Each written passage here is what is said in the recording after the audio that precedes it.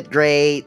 You know, these are signs of a lot of things, and we're not going to talk about them because you know what we do? We deflect. In the age of 2021, we deflect. We had 4 years of deflecting our president. We could do it again. I mean, Joe Biden's okay. But politics aside, what I meant by that was there was no audio for like that entire intro. See, I knew that's what you were talking about because I have the stream open on the side. I don't know if Dink caught that. Yeah, so Dink led us through this super gas-tacular filled build up and ramp of introducing the two of us and everything for the evening. All of it lost to the ether, gone on the wires and tubes of the internet forever and ever. He could just do it again. Do it. Pretend. No, I don't fucking do it again, bro. I just fucking do. One take. All I gotta Dink. say. Yeah, I'm a one take kind of guy. You do it again, I'm like, nah. All right, nah. The camera's facing here. But anyways, guys, audio back. Roman Rumble number 13, commentated by myself, the lovely Michael Dink, you know, and Brad Muse size over here commentated a bunch of stuff. TNS, Tampa Never Sleeps. If y'all know about them, y'all are fucking up. ECT, Art Grivo Online, myself, ECT, Casa's very own, Boston Blue Bees' very own, Massachusetts finest on both ends of the spectrum. I'm just saying, better pull up to New England because this is definitely Boston's very own in this house tonight. You know, the Celtics may not be doing that good, but goddamn, we'll like not rep them because fuck them. Man, why are you gonna bring it to sports? I don't know the first thing about sports. That's basketball, right? I know that it's basketball. I just you gotta lean into it. No, I'm not. You know why? Because fuck you, boss. Anyways, it's like that. If you do be like that, bro. What do you think? We got time while we wait for 40's Flashkick to get in. What do you think about Happy Chaos? We got the trailer this past weekend. What are you thinking? Happy Chaos? You mean this character on the upper right of the screen right now? I think he's, you know. Okay, so I'm gonna say this right now. If this is like the one tried and true zoner in the game that actually could set the pace, I think that's pretty sick because I think the game kind of needs that. It's like no one really can slow down the pace in this game. There's no move that just forces a slowed down interaction, if that makes sense, other than like Zato. And I guess on occasion, not Nago, freaking Jacko, if she gets like the two puppets out in the mid screen. So I think it's really cool if like, you know, because you saw like the shadow clone with like the wall and there's the gun and there's like this homing image and you have to backdash it. So it's a hit scan move. Like it's actually a fucking hit scan move, which I think is pretty sick. There's a lot of interesting interactions going on right there. And I'm just like, well, if this is the direction that they might actually go for, I am all for it. It's very refreshing, you know what I'm saying? Because we have like a lot of characters that force like very... If you watch DBFZ, there's this ideology of playing like a French, where you just fucking do shit and overwhelm the person in neutral and just be hella ignorant. And that's kind of what the game is like, where it's like you just have like a lot of strong neutral moves that like set the tone, and you gotta play around that. And I think like if you could like put a stop sign and be like, no, I think that's pretty good. Right, I get what you mean in terms of like just having a character that is able to be like, all right, cool, here's the thing, you have to respect it enough that it's taken that extra second. And I think you're right, really, like, the biggest tool that sort of is that in a neutral situation in the game is Crazy Hands, Zato Shadow out here with the Eddie H, where it's just like, all right, cool, I had the time to get this out here, now we both gotta sit for a goddamn second. And there really isn't any of that. I wonder, I think I just like, in watching the trailer, I'm not completely sure how much he ends up a zoning character. Like, there is the possibility that like the gun stance with the walks and everything is more like gimmicky mix-up moves. Like Aaron Black was a gunslinger too, but I don't consider Aaron Black a zoner. So you know, it really, I feel like we kind of got to wait a little bit and see. But he comes out, what isn't his early access is like next week or next weekend, right? Yeah. I mean, like, I'm gonna put it this way. This character comes out literally the week of CEO. That character's definitely getting banned, so you're not gonna have any fun time in the live. But, you know, definitely if you're at home and you're chilling out, you know, you don't want to deal with the Floridians, then by all means, you know, you get to enjoy, you know, some Happy Chaos online. Character's definitely gotta be interesting to see in the next 2 weeks. Yeah, I mean, I think my hope is whenever I see a new character added, my hope is that they'll shake up the game, right? Yeah. Because like even without, you know, if a character lands without a balance patch associated with them, right? Like that's still something injected into the meta of the game, and that has ramifications, right? Like a lot of times, especially earlier on when tier list conversations were more about you know, matchup spreads and, you know, how do they do against, you know, other top tiers versus now where I feel like it's much more on the individual strength of the character. But there is still sort of that matchup spread thing. And if Happy Chaos is the kind of character that can hang with the best characters, even if they have weak matchups otherwise, that sort of de facto makes them viable in the meta, right? Because, like, you know you're going to be bumping into your Leos and your Sols and your Nagos. Yeah, no, definitely. So, like, I mean, like, for example, talking about, like, DLC characters and, like, shaking up the meta, there's, like, a Gobo with the Goldlewis. This, you know, forget about Goldlewis, forget about Gobo, because now we're going to talk about 40 Flashkick and Mr. DaC himself, Giovanna, Axelo with the first match of Roman Rumble number 13 with the quick segues. We're out of here. Brad, let me know what's up. What do you think? What's the round start? The round start? Well, I am immediately assuming a backdash or something from Axel. No, okay, 2P. I got actually mixed up. The 40% flash kick, there was a 40% chance that I was wrong, and I called it out incorrectly. Early burst here represented from 40 flash kick. Yeah, and I tried to burst for position, messes up, and now he's stuck in the corner, but working his way out slowly. DaC right here doing a pretty okay job of not getting blown up. Never mind. Look at the damage right here. Okay, 40% flash kick, 60% Mario Kart. Hit him with that double dash right into the wall break. Gets away with the IAD and the blue beats for the big combos. Is DaC not going to spend the burst? I assume not. Wants to carry it into the next round. Looking like the case right here. Gonna have the burst. Now, what's the round start? I kind of like Flashkick just chilling out, being like, "Hey, I'm not gonna go in immediately to see the pace." And now you're in this corner, and I'm definitely riding along. This is tough. I feel like DaC has held on to the burst for so long there. I like spending the burst on block in a plus frame situation. You are still going to get smoked with all the bar out. Is that a perfect to close out the round? Yes, sir. The beautiful 7 letters, if I say so myself, going straight into waiting for the opponent. Going back to the lobby, get a little bit of composure. In this household of Roman Rumble, we like to give our competitors a chance to get a break. You know, drink some water, a little sippy, if I say so myself. And now we're back in the mix.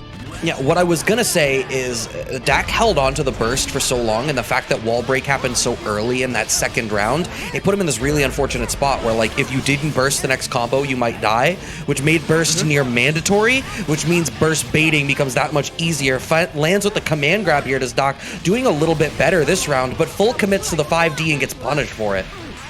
Yup. Now we're out here in the corner as well. Drops and, just random super. Let's go. I love that. Gonna create some separation right here, still stuck in the corner, and the command grab, this is great. You have all this free real estate behind you, but you're gonna run up and try to press on with this positional advantage. Yep, Life lead as well. Nice. Got the burst, that's huge, and still manages to close out the round. Flashkick tunnel visioned a little bit on trying to navigate out of that corner and finish it on the one touch. Yeah, definitely, and I'll look at the position right here. Ooh, the counter hit creates a separation. Avoids a command grab and works his way in, but can't open DaC up. Looking a lot better than last game. One of the adjustments DaC is making, I feel like DaC got smoked a lot by Giovanna's ability to dash and navigate under 5P. So DaC is choosing neutral tools very differently to still contest at that lower angle and try to slow Giovanna down. You're still eating this offense, though. Lets the plus frames continue the super again.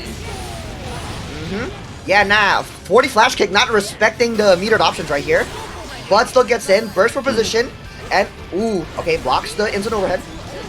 Gets it with a cross up, and now you're in the corner. This is a potential guess right here. Ooh! Oh no! Oh no! It's okay. All right, we get away with it. I like both of them. By the end of that round, became very wise to the corner game. I think 40's flash kick had the understanding that command grab had become the de facto option once DaC was at the corner to get out of the corner. Yep. Plus frames again. Okay, burst to get out. Checking the jump. Ooh, gets ID'd over instead. And now we gotta deal with this corner. Break the wall with super? Yep. Alright. But DaC here with the stick of butter again. Is he gonna mash that super? Let's find out.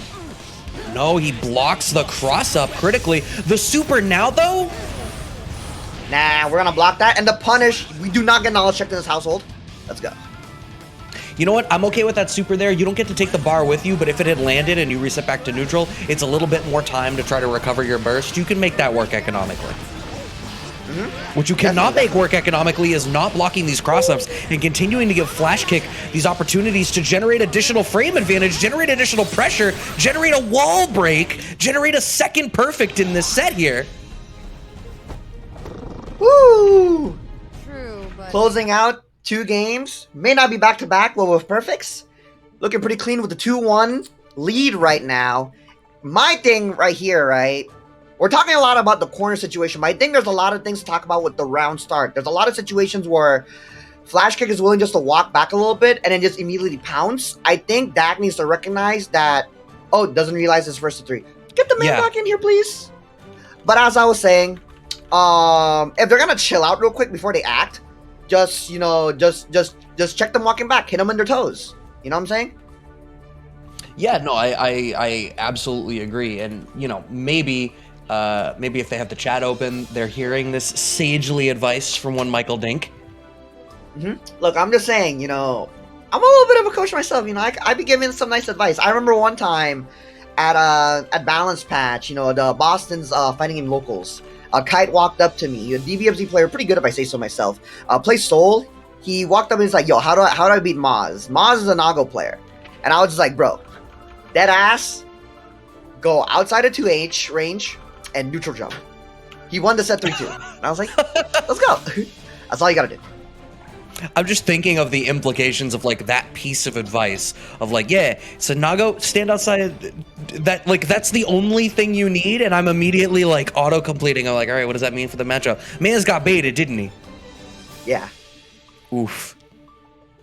Sometimes that's all it takes. You got that read though. The read is important.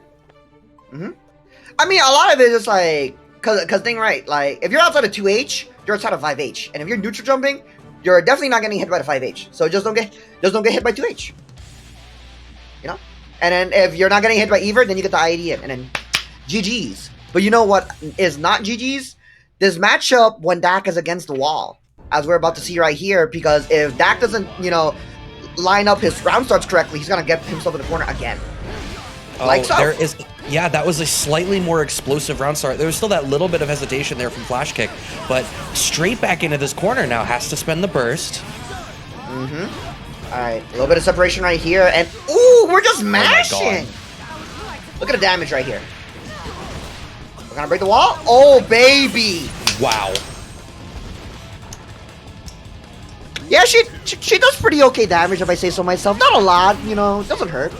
But she gets the job done. DAC has not challenged the gaps between normals and spiral arrow or flip kick, I think, a single time. Yeah. I think the biggest thing is like he's kind of mashing in like very weird spots. God, look at that instead of looking for like age. Oh, you're dead. Yeah. It's definitely the case with the wall break and alright, I think that was basically a quick coffee break for me and you if I say so myself. I wish I'd have known. I would have called my secretary and had some coffee delivered. I've never in my life wanted to have set up my MIDI controller to play sound effects through Discord more than right now. I wanted so badly to lean over and hit like an intercom button and give myself an AM radio voice, but I don't have it. Yeah, I wanted it. I don't have it. You know, we have a Matcherino, which as you can see, Monkey Business, shout outs to Monkey Business in the chat, using that exclamation Matcherino so that they can guarantee that they go and show some love, because these codes are here for y'all to use, and if you don't use them, we will indeed lose them. There are 39 codes remaining. It does go to the players in the bracket tonight. None of it goes to us. It all goes to the players. So please make sure you use exclamation Matcherino and go and claim that code.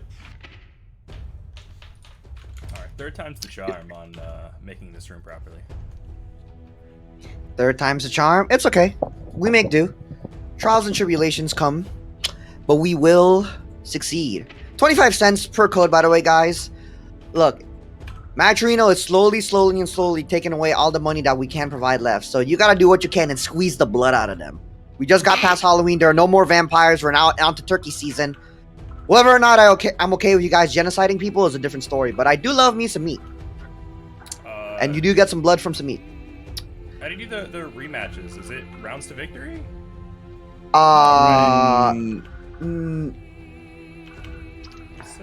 Number of matches first to 3. There we go. I thought I had it set to infinite before, but...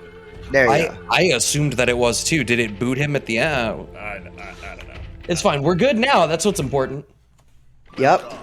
All right. I'm gonna back into the room. I didn't do anything wrong. I didn't do anything. All right. We're gonna have 236 Ninten Street versus PeachPie 42 next on the stream. So, if you're watching the stream, please come. Your lost child is looking for you as we speak. Your lost child is here. Please come to the Impurist Club desk to pick up a Weeping Child. They said this is a 9-1 matchup. Once again, Weeping Child. Yo, that is honestly ruthless. Like, if you like describe that as a match, be like, it'd be like you're watching Street Fighter and Punk's playing against some random scrum. Is like, Punk, please come and pick up your Weeping Child to advance in this bracket. It's looking like a 9-1 matchup right here. Please come pick him up. I mean, at that point, we're just talking about NA versus EU. Ooh, topical. Ooh, topical. First of all, EU's a really big freaking range, and they're trying to get the birds in there. I'm not even gonna get into it. You know what we're gonna get into right now? Talking about birds. One of them is called Big, and Goldlewis is definitely a big boy. Gonna hit you with some behemoths. No, on the flip side, though, we got Anji up in the match. Anji versus Goldlewis. Tell me a little bit about what you think about this matchup. Okay, so here's the thing, right? I think round starts in this game are generally like really important. You're in the corner right here. I think you have to be very awake for Anji. I think his stuff is like on the border of like reactable half the time, so you just don't want to get mixed. Ninten used to be a Nago player, playing Goldlewis now, so I'm really interested to see like what the tech is like. But I think, you know, you have a move that's basically +8 and +12. So once you get your offense started, it's really scary, and when you get a knockdown, you basically get box mix. He has a 4-way mix. Whether or not it's true mix is a different question, but it's definitely pressurized high-lows. But it's not going to matter because we're right here now in the corner, getting blown up with basically a perfect. A little bit of health taken away, a ghetto perfect as someone calls it. I'm quite a fan of the fact that PeachPie closed out that round at the same time Panda Betic weighs in the chat as not favorable for Anji. But that first round, I think right at round start, that 5S round start worked out great for PeachPie and opened it up. And then I think the pressure never really ended. It looks like we're back in that situation again here as Ninten is really just trying to deal with this relentless pressure. Goldlewis gets baited. All right. Like, so here's the thing right now. Ninten, a lot of mashing, and like I think like you're trying to walk your way out the corner. I think like you gotta recognize that.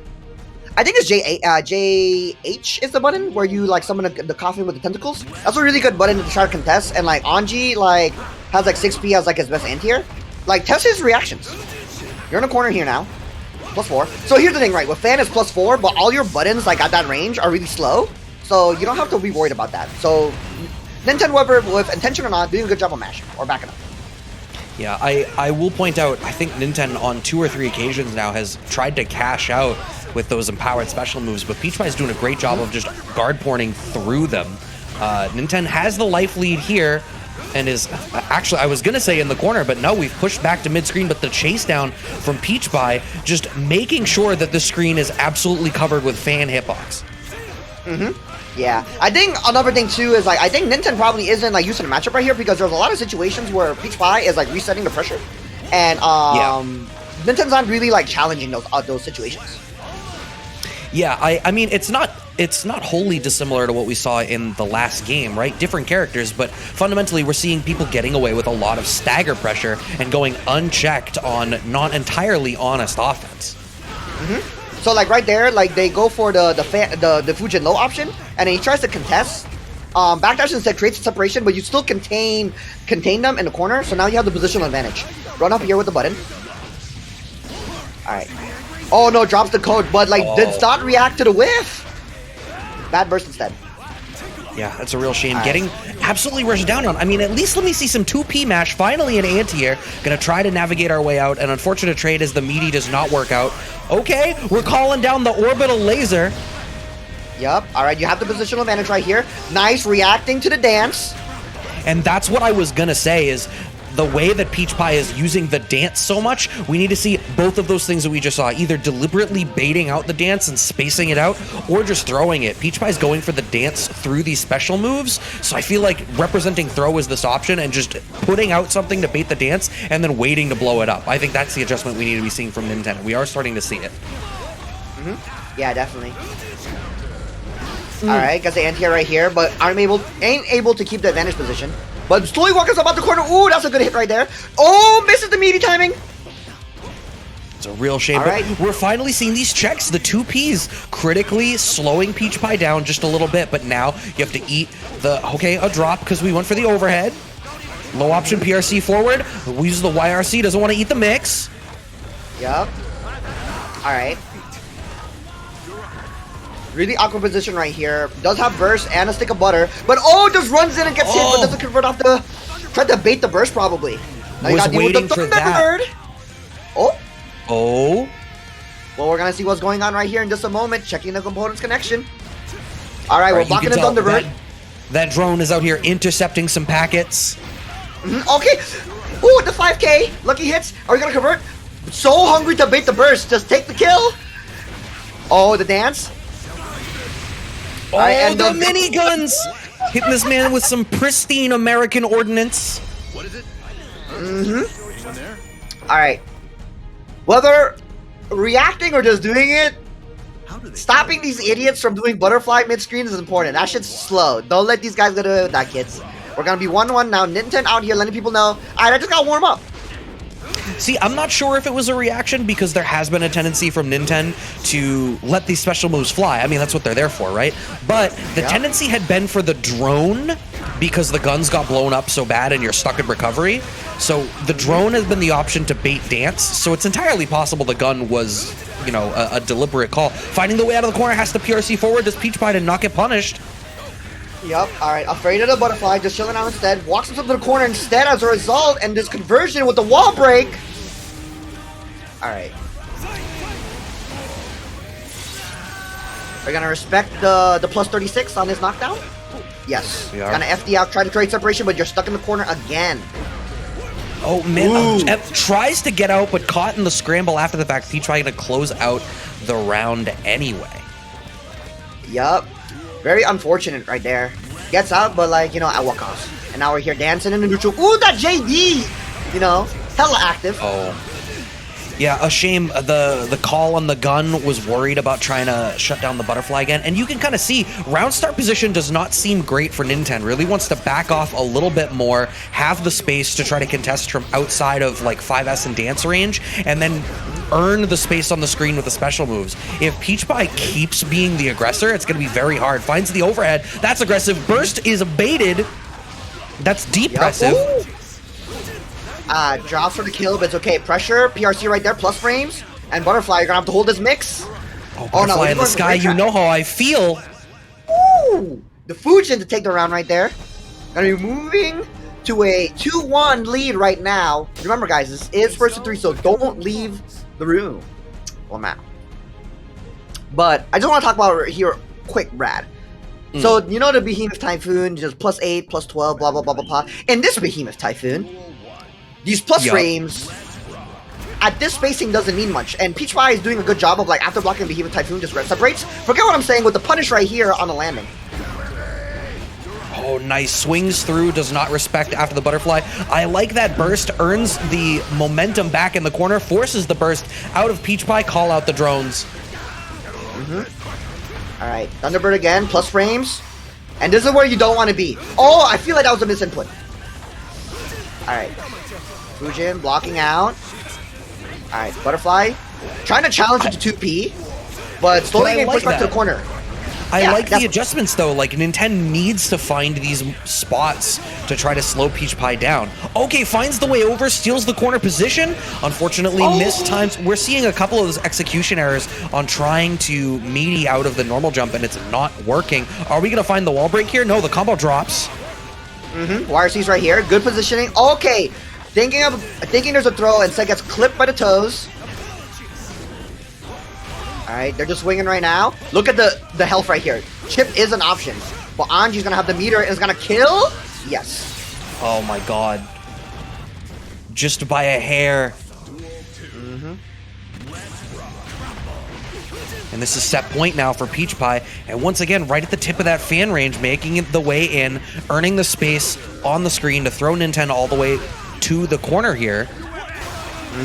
Oh, 6P into a gold burst, 2 sticks of butter right here, and we're gonna bake with it maybe? No burst in play. Gotta save it. Oh, the Overhead overhead waits. works. Oh! No! Oh, he you tried to wasn't be ready for the cute. follow-up. Nah, that was Okay. definitely an attempt at a tech chase right there. But PeachPie gonna be taking it over 236 Nintendo Street, taking it 3-1. Gonna be moving on to play against, if I say so myself, Sir Kappa. Winner of that will be going on to our winner's top 8. So I think the big thing, right? Like as we saw, like the match progress, you would see PeachPie do a block string into butterfly, and that's like a very unsafe string. You could, in my opinion, you could react and challenge it, but I think Nintendo was afraid of trying to react to it and then like try to like let's say like try to ID over, and then you get hit by like a 6P or something. He tried to react with gun, and he got jumped over instead. So there's like that matchup unfamiliarity and figuring out how do you exactly challenge that option. I do like what you're saying where it's like, okay, the first hit of butterfly happens. There's like this gap if they don't seal it. So you're challenging with the 2P. And we're seeing him getting a little bit more comfortable, but like not enough information to sort of like have like confident decision making. Yeah, no, I completely agree. There was the in the moment experimentation, but it just like it was in these micro situations, but there still wasn't the degree of confidence and control in the macro situations. So like the fact that, you know, you're getting in some of these wilder gaps and resetting back to neutral only matters so much when the matchup unfamiliarity is forcing the neutral to shift out of your favor as frequently as it is in spots where it shouldn't be. Yeah, definitely. And then there's also some stuff too of like, and I think it's a matter of like awareness. I think that word is very important. Where it's like on offense, for example, he's doing the Behemoth Typhoon. I was trying to allude to this earlier, but we have a match to commentate. But the Behemoth Typhoon, you're like +8, +12. But the separation is really big now, especially with the FD changes. So you basically like kind of like push them slowly to the corner. He tries to press on his +8 to like, you know, establish like, yes, this is my turn. But at that separation, like they're just gonna backdash out because there's so much space. So you need to recognize that. And this is something you see in Red Bull Kumite this past weekend. Gobo against Diaphone's Ino. Oh, I'm +8, +12? There's no way you're gonna press a button here. You're insane. And if you do, I commend you. So he just runs up. Like, he does IADs, like JDs on you. He runs up and Behemoth Typhoons again. Because he's like, if you challenge me, then like, congrats. But like, for the most part, you're going to try to create that separation. I think that's something we were seeing happening. PeachPie willing to just break out. And Nintendo never able to keep his turn unless in the corner, in which we saw, I believe, in the second game of the last round. Yeah, I mean, there's I feel like there's a couple of ways you can look at it. One is like if you're generating that space because of that separation that happens as a result of it, that can still be good because screen real estate is a resource. But to play into the frame advantage part of it, as you speak to, with respect to like the fact that your plus is enough that no one's going to hit a button, so you are afforded that opportunity to feel secure in advancing forward and taking active ownership of that space. I mean, that's like Street Fighter V Dictator is built on that.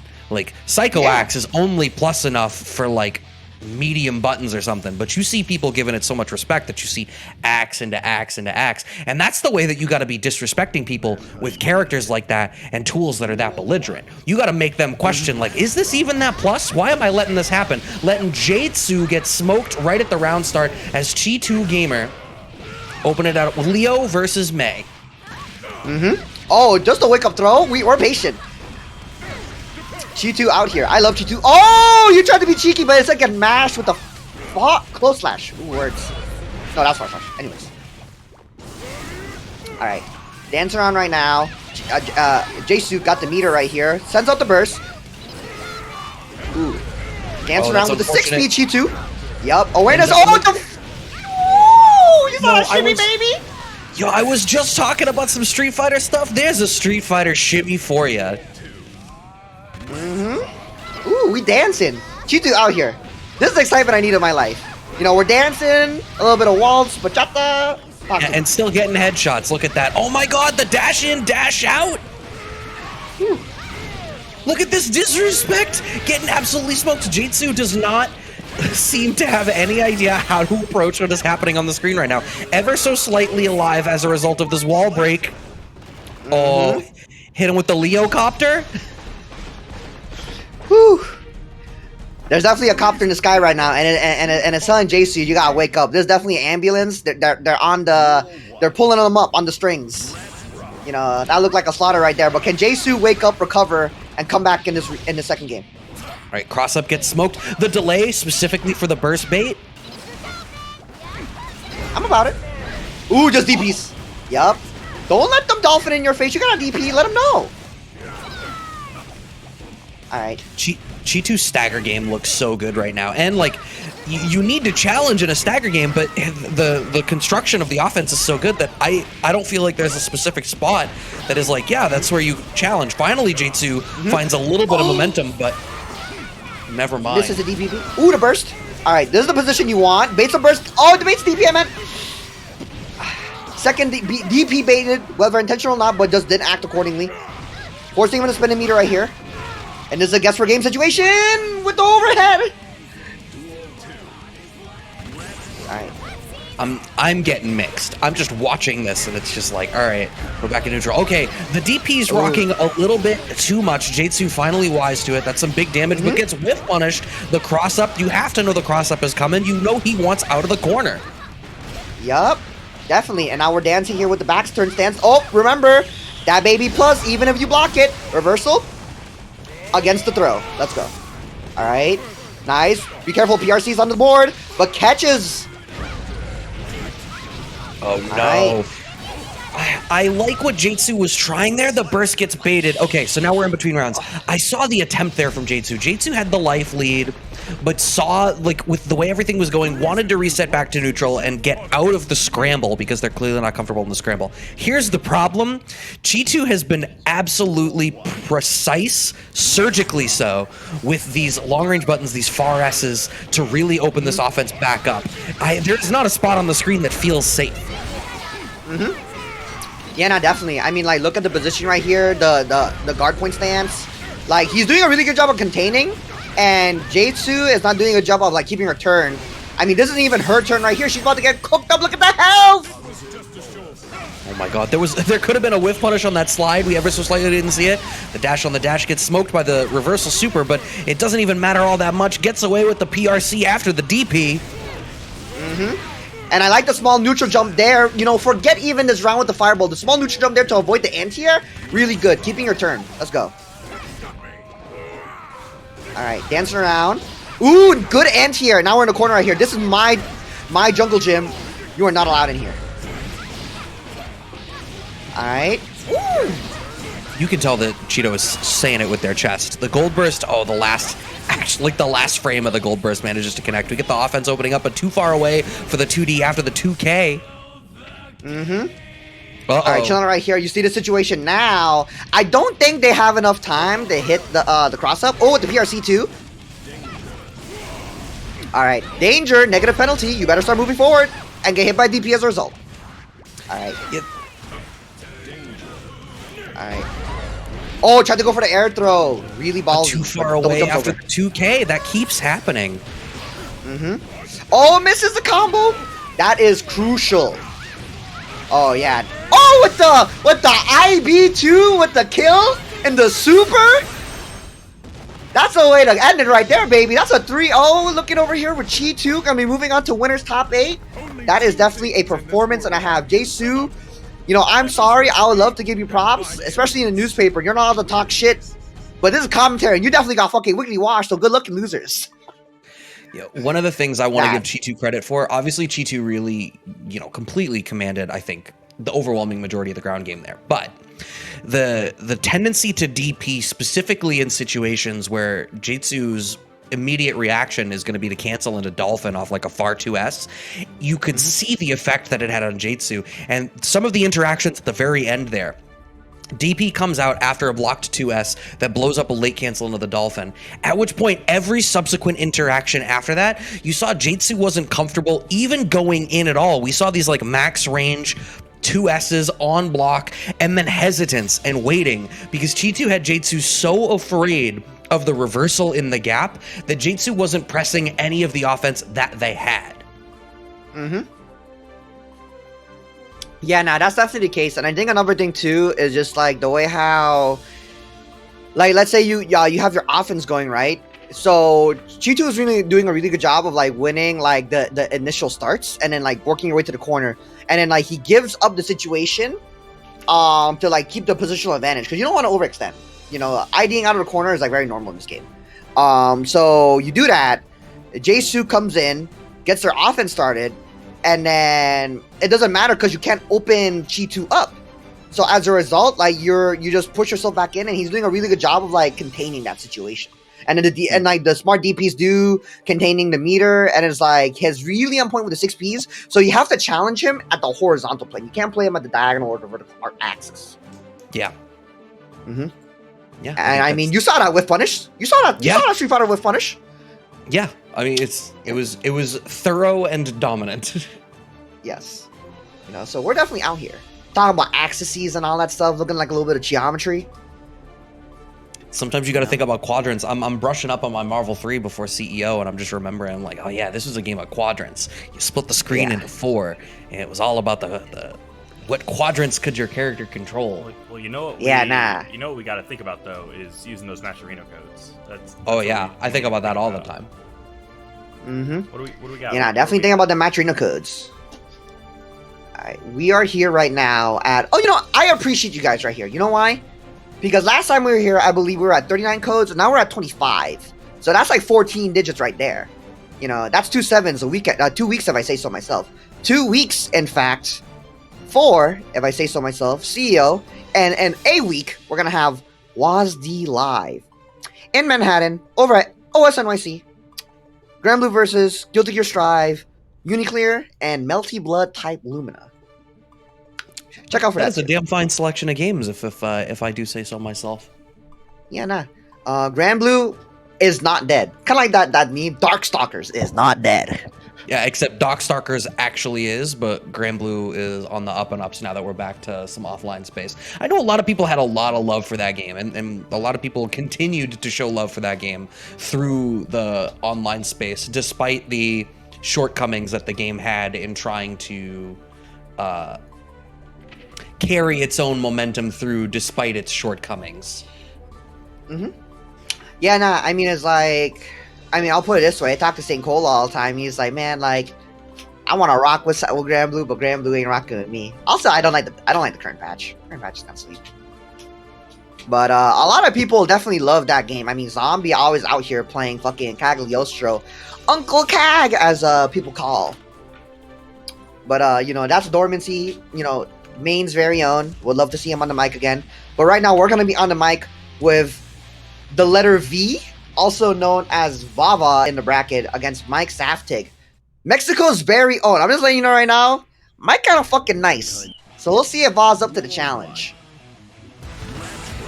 Yeah, I mean, I feel like the thing is, okay, immediate, right at the round start using that 2K, but what I was going to say is, if Potemkin gets the ability to dictate the pace of the matchup, that is the thing that is really huge. And I think that's always true in these grappler-centric matchups. Mm-hmm. Ooh, good backdash, being very aware of the plus-minus situation. RC right here waits, and that's a burst-based situation as well with the height, so you can't burst that. We're going through the round with the transition. PRC, nice air throw, and now you're gonna guess off this Garuda. Okay.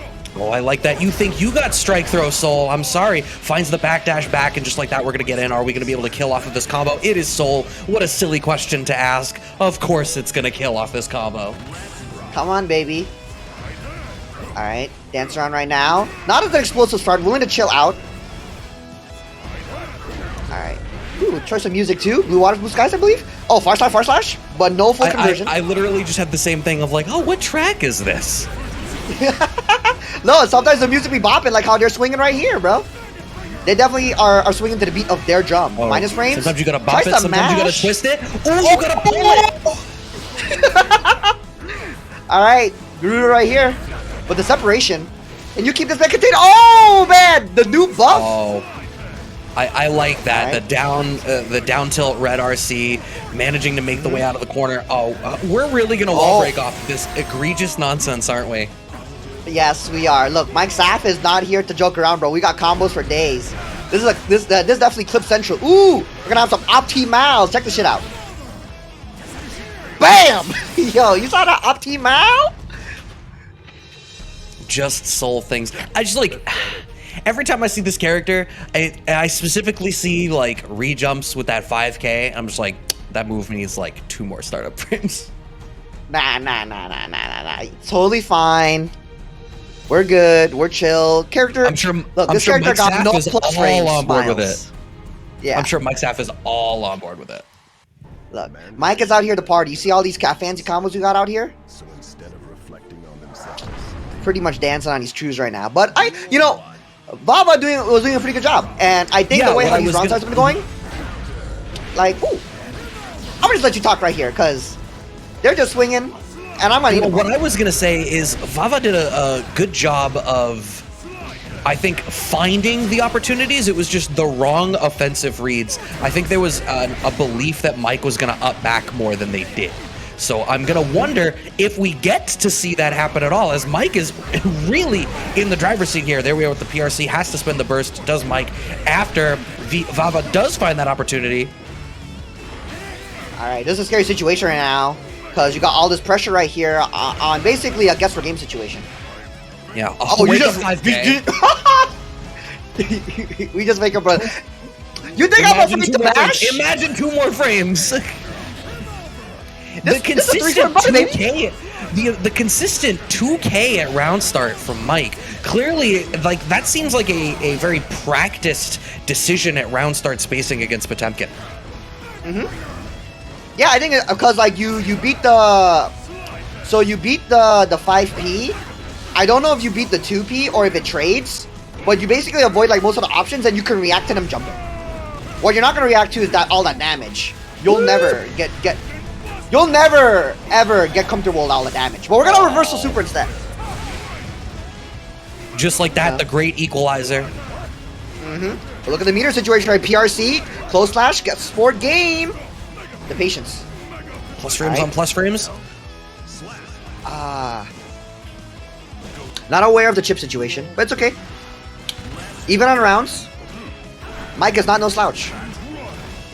Okay, I like that back throw there. Big corner position, counter hit on the Garuda, has to spin the burst, does Mike. All right, nice. Catches the backdash too, really good. Close slash again. Oh, command grab? Yup, because that does 2 combo into the kill! Oh my actual god. And look at the difference. Vava making a couple of different defensive calls, but also structuring the offense differently, has a little bit more of that read on Mike's defensive tendencies, leaving these wider gaps to catch. And it worked out swimmingly. The one thing is like the situations in which Mike is mashing, for those who don't know, like it is viable to DP in those situations, so it could be an input error, but let's just give it to Vava right there. Oh, the flick, let's go. Ooh.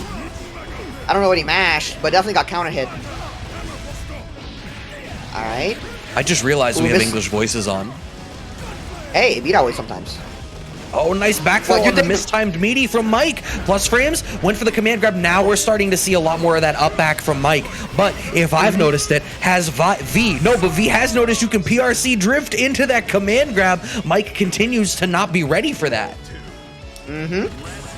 Hey man, this net play, you know, it's kind of hard to react in this online environment. Ooh! Oh, the burst base, let's go! Woo! Yes, you cannot burst fast here. That's a knowledge check right there. Oh, yo! Oh my gosh, I thought you were gonna get a full combo with JD. That would have been sauce. Alright, we're just chilling. Oh, my god, that would have been sick. Instead, we get the frame trap working out here. Perfect on the round here for Mike. Alright. Dance around right now. Oh, watch your toes, but messes up the break. Unfortunate. Right, nice. Oh, put those DPs. And I mean, you had just called out that DP in some of those spots could be the better call. Yeah, it's just like there are very obvious spots in which like Garuda happens. You can try to DP through it, get a clash, and then like clash cancel. Which I feel like Mike, at the caliber that he plays at, recognizes that. We're still gonna be in play in just a moment. Nice Mega Fist right here. But Mike does have burst and a stick of butter. So this is huge, right? Because he could have put his first great. What I was gonna say is Mike had low enough life that Vava could kill with a command grab, and you immediately know, you know, it's like, all right, well, I have to worry about burst, but I have this one-touch option. A real shame that the burst is punished in that way and opens the game back up. 2-1 here for Mike. Yeah, nah, that was such a rough situation. I was like, oh, yo, grippy glue? And nah, we're not giving hugs tonight. Watch my toes. And you just gave the game away. Alright. Not out of it yet, though. But Mike making it very hard. Nice backdash, but couldn't take the turn back. Oh, big counter hit. Oh, just gets the counter hit Garuda. All right, but we gotta watch. I'm waiting for this PRC forward drift. There it is. The second I saw the bar, the man is dead. Yeah, and like through a 5K as well. Caught the 5K. 3-frame button, by the way. You catch the startup frame of 5K with a PRC. I'm just saying. But now we're back in this situation. But nice wake up throw. Yup. Oh, perfect spacing. Was that deliberate? Yes. All right. DP. On the frame trap, nice. Oh, the change, but no combo off the counter air button. All right. I think you're alive off the wall break, so you can afford to burst defensively if you want to really save the round, or you can just save the burst for next round. Yeah, that's what you do. That air to air was. It's not actually that amazing, but like the fact that the way how that hit was pretty sick. It was crispy. I'm just saying. Yeah. Oh, yo, that's how we feel. That's how we feel, Mike. I got you. DP again? Oh my god. I'm a genius. All right, we got the back throw though into the Garuda. 2D again. Enjoy me some plus frames. All right. Meter. Yup, blocks the overhead. We're just chilling out. Nice Mega Fist. Gets out. He has meter. Oh, you can see that Mike is starting to try to like whiff punish the Mega Fist, is trying to stand at these ranges and catch the with the far S on landing. Nice throw tech. This round could still be V's, but let's be real, this is Sol damage on the table. I like, you notice there right now, expecting the DP backing up, and I like that. You have the life lead too. There's no reason to try to overextend and win the game. Oh, and I like that too. Every time in that situation, it's been the command grab. You finally change it up, go for the quick 5K. 2 games to 2. Yeah, nah, I love the change-ups right here. And the adaptation, very much aware of what's going on. This is what, you know what? People that don't like grapplers, small brain. You tell me you watch the adaptations that happen in a grappler matchup and you aren't intrigued and excited by the way that people change up their gameplay? Yeah, it's so clean. Just like that slowly walk up and grab earlier, that was so nice. The burst now, PRC. Oh, nice, the air throw. Ooh. Hold this. Oh, you try to be cheeky and you're gonna get punished for it. You might get, oh, okay, nice. Awareness. That's not a true meaty. Ooh, the conversions, let's go. We got meter too. But, the jumps up forward. over. I'm sorry about your gun flame. We are on set point. Vava with the up forward over the attempt at a meaty gun flame that was not quite meaty enough. All right. Buttons right here. Mega Fist. Nice patient with the 2D. All right, even. And punish. Yeah, you don't have the meter. I like that burst there. Bringing this back around, keeping it meaty after the PRC. The slight walk forward. Yeah, catches the backdash too. That's definitely timed.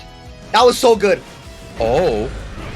Awkward situation. I don't know what's up, but this might kill right here. Heat Knuckle does do a bit of chunk. Woo! Brad, take it away. I imagine thinking grapplers are not entertaining. Couldn't be me. The beginning of that set with Mike there, it seemed so dominant. You know, I had called out in the beginning, right? Like it is beholden on the grappler to really get in the driver's seat and ensure that they maximize not even their time there, but what they get out of being in there. And the fact that over the course of the set, you see not only Vava wisening up to Mike's defensive tendencies, but actively playing around them and forcing Mike to make some of these weird esoteric calls and really pulling Mike out of their own comfort zone to ultimately win out the set. So great. And I also want to say, if we're gonna have a Deafened by Dink t-shirt, here's some Massachusetts lore that I told my wife I would talk about today. What about a Dink burned my kitchen down t-shirt? Oh yeah, nah, that shit was beautiful. So look, okay, so here's the short of it. I was making like a casserole dish. It's basically just like scalloped potatoes. but the pan that I used was too shallow. So when the oil bubbles in the oven, it's gonna boil over, and because there's butter fat, and milk solids bubbling over onto it, it's gonna burn at the bottom. And milk is a protein, it's gonna burn and it's gonna smoke. Yeah. So I'm hosting a barbecue with all the Casa people, and we're all out on the deck. We got guilty gear set up. We're all eating some barbecue Brazilian meats and drinking. And a friend of ours, the doctor is in. Shout out to the doctor is in. His girlfriend is in the house, and she opens the door to the deck and just goes, "Hey, Brad, your oven's on fire." And we're just like, what? And the fact that there's there's at least 10 people on my deck, but I think only you and I went inside to check on what that meant. Yes. See, I knew what I did. Everyone, I was like, they'll figure it out. You know, Brad is the owner of his own home, and I'm the cook. Yeah. So obviously, we're the most proficient at addressing this. Yeah. It was fortunate timing. I have a new kitchen now, which is not related to the burning of my previous oven, but you didn't hear that from me. Instead, let's pretend that maybe it is. That's the best. Next time, I'm just doing a pot roast. I'm just gonna do pork belly or some shit. Potatoes, too much effort. You know what we need to burn down, though? These Maturino codes? The rest of these Maturino codes. I don't know if you want to burn them. You definitely want to claim them, you know what I'm saying? If you burn them, they might not be, like, redeemable. No, they're still good. But they're digital, you know? You burn them on a CD? Sometimes when you burn a thing, it's not that it is wasted, it is that it is consumed to fuel something else. You got to burn your propane when you're cooking on the barbecue, and that's necessary. That's how you were intended to use that resource. So we're fueling this prize pot is what you're telling me. Right. That is exactly what I'm saying. So what you're saying is Dink fueled your kitchen. No, that was not the way that the bottom of my oven was intended to be used. Look, guys, the point we're getting at is you should definitely fuel this. Yo, someone's definitely fueling the prize pot right now. Yo, if we have a potluck, whoever you are, we'll consider inviting you. No promises given. 24 codes left, guys. 25 cents each. Maturino's making it harder and harder for us to bleed them of their money. So please come by and slaughter a pig of us. Memes aside, thank you very much, Maturino. Scott, you're the best. Sweet Beeps, I don't talk to you that much. And Grant's my boss. I in the middle of all of this, all I'm thinking is I heard burn the codes, and we were talking about fueling the stuff, and I was like, there's a pun in here about inviting someone from Maturino and then bringing cookies, a tray of cookies to a cookout or a potluck, and they're codes. There's a joke in there somewhere, and I've already killed it. The joke will never exist now. This was a ritualistic sacrifice to get us ready for the next match. All right, since this is, I'm gonna just say this right now. Okay, so there's a bit of lore with the Dragon Ball people and I in regards to Brad, and I say Brad's a great commentator because he accepts that he is a type of Caucasian male that exists in this culture, and that's his angle. You were at, I think you were at BP. I forget who it was, but someone at BP in the Dragon Ball community a couple of weeks ago looked at me and said these words with their mouth. They said, "Brad, you're so white. How many mason jars do you own?" And at the time, the answer to that question was 0. As of last week, the answer to that question is 12.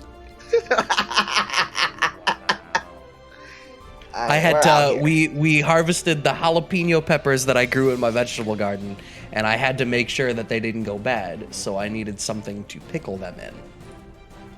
And yes, I am white. Mm-hmm. But how white? Oh, I mean, I own 12 mason jars. Is everything... That's fair. Cap's not picking up what you're putting down. You're gonna have to give him a better punchline. Oh, okay. You gotta set him up for success, man. Yeah, come on. Like Cap's not a commentator. He's not gonna stretch for it. You know what I'm saying? You gotta give it. this is what we were talking about earlier. Is like I've been talking to Brad about commentary pairings, and I've been saying that I think one of the strongest things you could do as a commentator, especially for someone who's like new, you gotta give them. It's like generational like pains. Like, you know, when you're the dad, you give the son a softer punch. You know what I'm saying? You gotta punch Cap with like the lightest touch. You gotta give him a baton that's easy to grasp. So you're telling Brad to punch me in the face. Is that how this works? No, Dink is saying that it is my responsibility to give you a fighting chance. So yeah. But if the goal here is to set up the punchline so that the Cap can contribute, clearly I don't have it in me to deliver a sufficient punchline. So Dink, how white am I?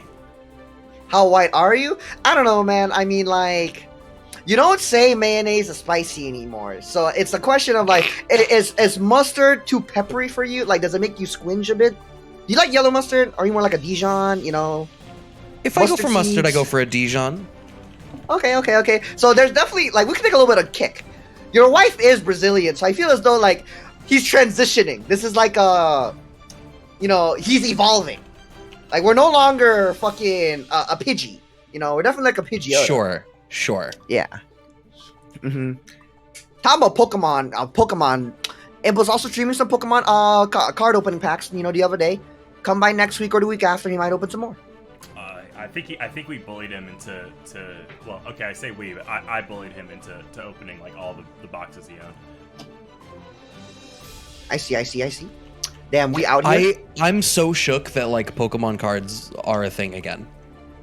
Like, yeah. We've gone past what is old is new, and what is old that was new is old and is new again. Because like I know we already had the one cycle, because when I was in high school and college, my wife's little cousin was playing Beyblade, and I was like, bruh, Beyblade's like 12 years old. What are you even doing? So I know we've done 2 full rotations around the pop culture Equus here. Mm-hmm.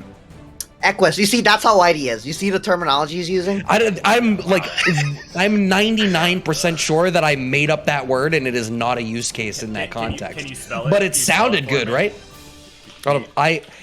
I definitely meant EQUUS, which is a term for a horse. So it's also a Hyundai luxury vehicle. Well, you see, look, luxury, male, white, the patriarchy, things are like, we're trying to see the picture. But you know who else is the patriarchy? Just like we're coming to, okay, do it. No, fuck you, go ahead. This is a round star right here, that's all you gotta say. I'm dropping both of these jokes. Alright, Vava versus PeachPie. I think one of the things we saw in PeachPie's previous matchup, interestingly against another big body, had to do a lot with getting away with murder a little bit in the neutral and really stringing these extra turns. I do not imagine that Vava is going to give PeachPie the same amount of wiggle room. Mm-hmm. I do like the backdash right there on the PRC, so we are awake. Oh, catches the start up in the 2S, forcing out the burst. Vava really believing in the win right here. And you know what? I'm about it. Oh, not reacting. Oh, scoopsies. PeachPie, were you not watching the stream? PRC forward drift into command grab. You are not free. There is no escape. Ooh, with the heat knuckle. Trying to press buttons again into the counter hit. Will this wall break? Nope. No, just shy of it. I like it. Yeah. I appreciate that, because you're not going to get the meter, right? To like BRC forward on round start, so just keep corner. But you're going into... Oh, nice backdash. That was cute. You see him dancing. PeachPie still getting headshots.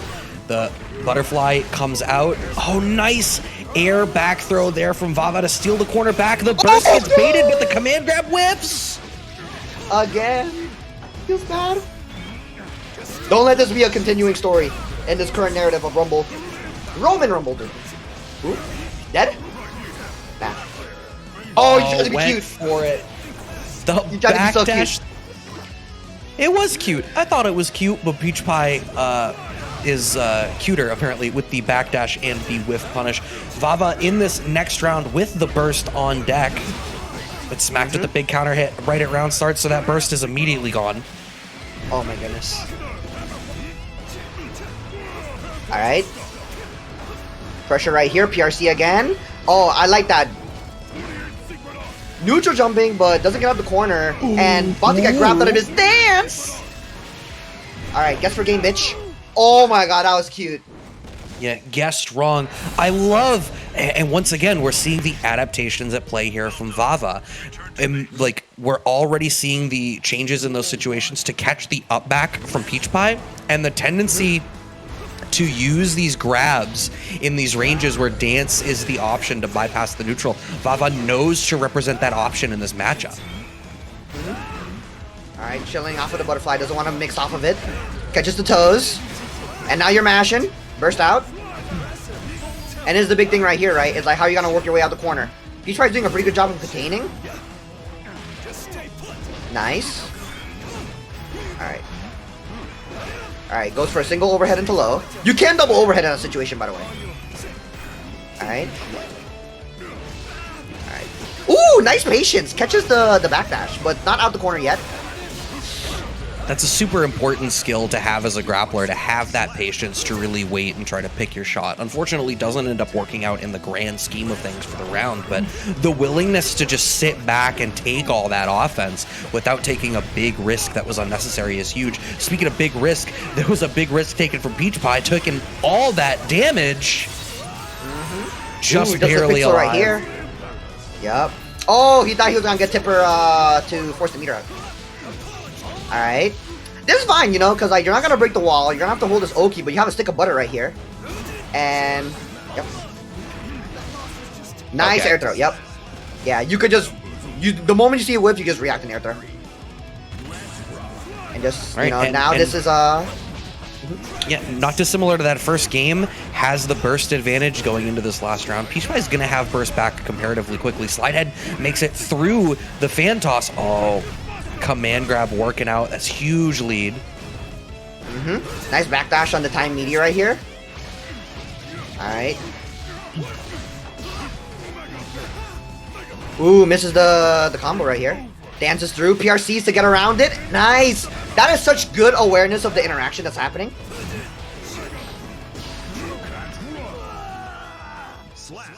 Oh, good back throw, closes out the round. Vava up 2-0 here over PeachPie, who I feel like the fact that PeachPie isn't getting away with running these, you know, wider offensive strings that we saw earlier, Va is doing a great job of respecting the stuff that's real and punishing the stuff that isn't, and maximizing every opportunity they have to swing it back in their favor. Yeah, no, definitely. And I think a lot of it too is like Va's doing a really good job on his offensive momentum to just really like make PeachPie like have to guess. I mean, like, you know, he's been holding a lot of command grabs, give or take. Oh! You may be okay. You are just barely not dead. Yeah, guess for a game right here, bitch. Ooh, jump back.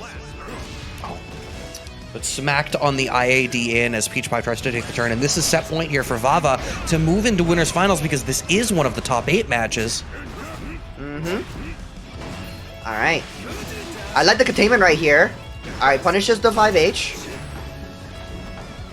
Alright, plus frames, but like I said before, +4 doesn't mean anything at that spacing. You have to chase for it. And now you're gonna have to deal with this damage. Look at that health bar right here. Yeah, this is a really tough spot for PeachPie. Finds the way out, goes for the double cross-up to try to make something happen, but now all you've got left is a burst, and you honestly may not even get the chance to do anything with it. Are we going to go for the wall break? No, we are just shy of getting that. Oh no, unfortunate. I don't know what he was chasing for. And as a result, you just get scooped out the sky. Vava taking it 3-0 over PeachPie, going into winners finals.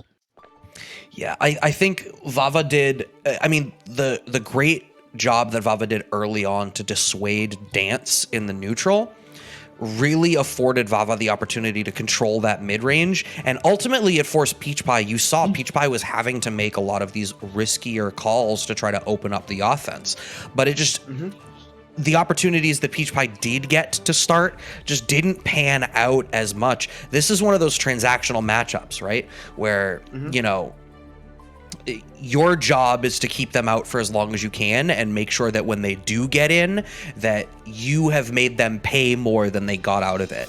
And that simply didn't happen. Vava was maximizing every time that they got in.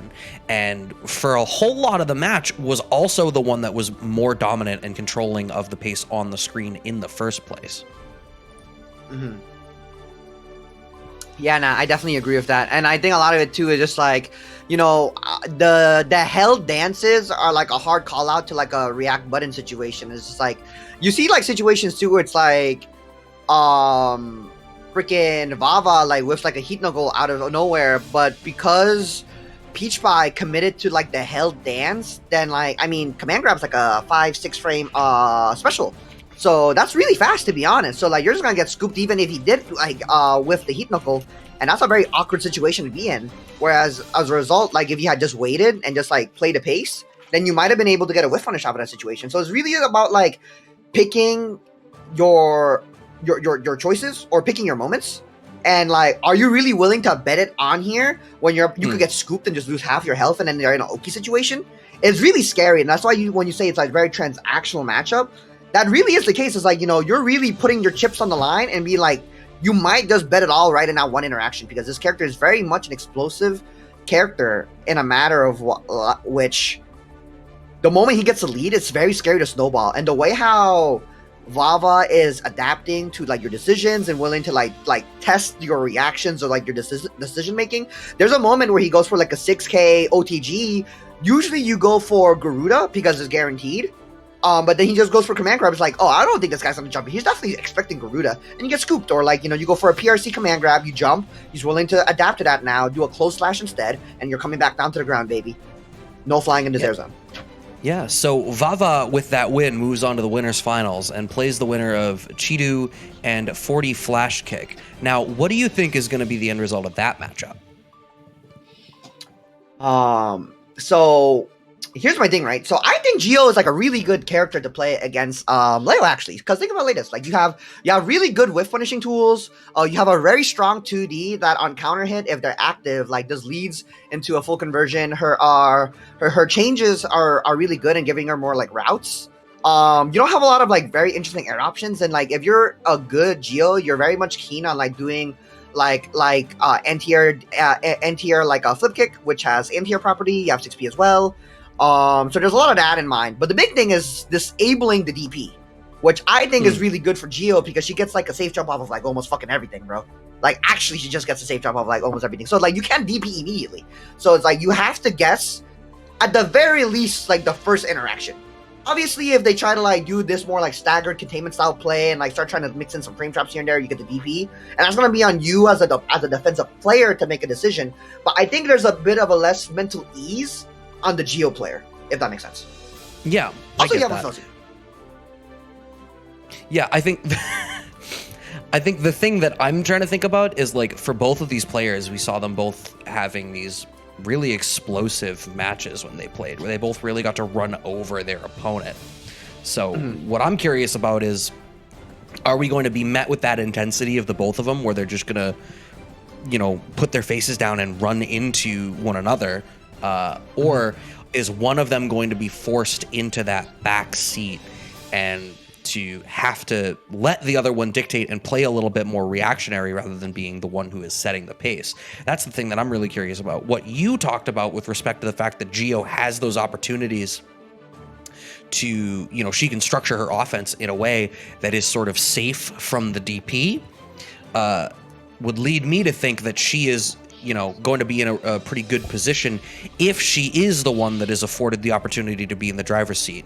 I think the difficulty is going to be Chetoo was so aggressive in the ground game and did such a great job at the ground game in what we saw in their last matchup that I wonder how easy it is going to be for 40 Flashkick to get into that position and sort of maximize the fact that they can really effectively operate around that tool that Leo brings. Yeah, no, definitely. I agree with that. And that's what I like about you, Brad. We're always, you know, me, myself, I talk about the character-to-character interaction, but you're all about that player-player Seth Killian bullshit, but, you know, I appreciate a lot. And I think the one thing that we should talk about, what you're saying with this footsie stuff, is like Chetoo, that we talked about a bit, you know, we saw a lot of like shimmying, We saw like a whiff punish here and there. So there's a lot of like awareness of the horizontal plane that we're playing at, if that makes sense. And I think these characters both excel at that. So it's a matter of like how much people are willing to commit. And at the very least, I think again with Chetoo, he was very much also with the way how he pressures his stuff, like the way how he sets it all up. He's very much willing to wait. There's a lot of like small delay gaps that he's kind of like putting in place. And I think like when we start talking about like a higher level, we look at these kinds of things and we're like, all right, so you put these small delays here and there. What are they targeting? What are you trying to look for? And I think for Chetoo, it's all about like, especially with like metered options specifically. I mean, like if you're thinking about like burst and you're delaying your pressure there, you're definitely thinking about YRC. And when we think about defensive options, we think about like DPs, we think about supers, we think about YRC, you know, jump and throw, obviously. So, you know, being the character that Gio is, she has a lot of interesting tools, very strong movement, you know, good horizontal coverage, safe jumps, all that stuff. But then what's on the defense? Like you have a 4-frame button, you don't have a DP, and you have a reversal super. So these are the things that Chetoo is going to have to be aware of. And at least against the match against DAC, we didn't really see that much, you know, with the way how the match developed, with like how the matchup is designed to be played narratively speaking. So I think there's a lot of information that we're not looking from Chetoo, but from 40 Flashkick. Can he step up to the occasion and fight this guy at the neutral level? Yeah, I think that's a really good assessment, right? It's that's absolutely what it's going to end up being. If I look at the stream, though, it looks like the overlay is populated with the loser's side match. So maybe Cap will be able to tell us. But if the overlay is to be believed, we're actually going to be jumping down into the losers and seeing Sir Kappa versus Mike. Right. So 40 Flashkick had to step away for a bit, and so we went down into the loser side to give them time to come back. And just as an announcement to anyone listening, don't play any more matches. It's all on stream. Yep. Also, thank you very much, guys, for putting in 2 more codes. We're at 22 out of 50. Last time we were at 24, and I do appreciate that. Also, $20 from Cap himself, the captain of the ship for tonight.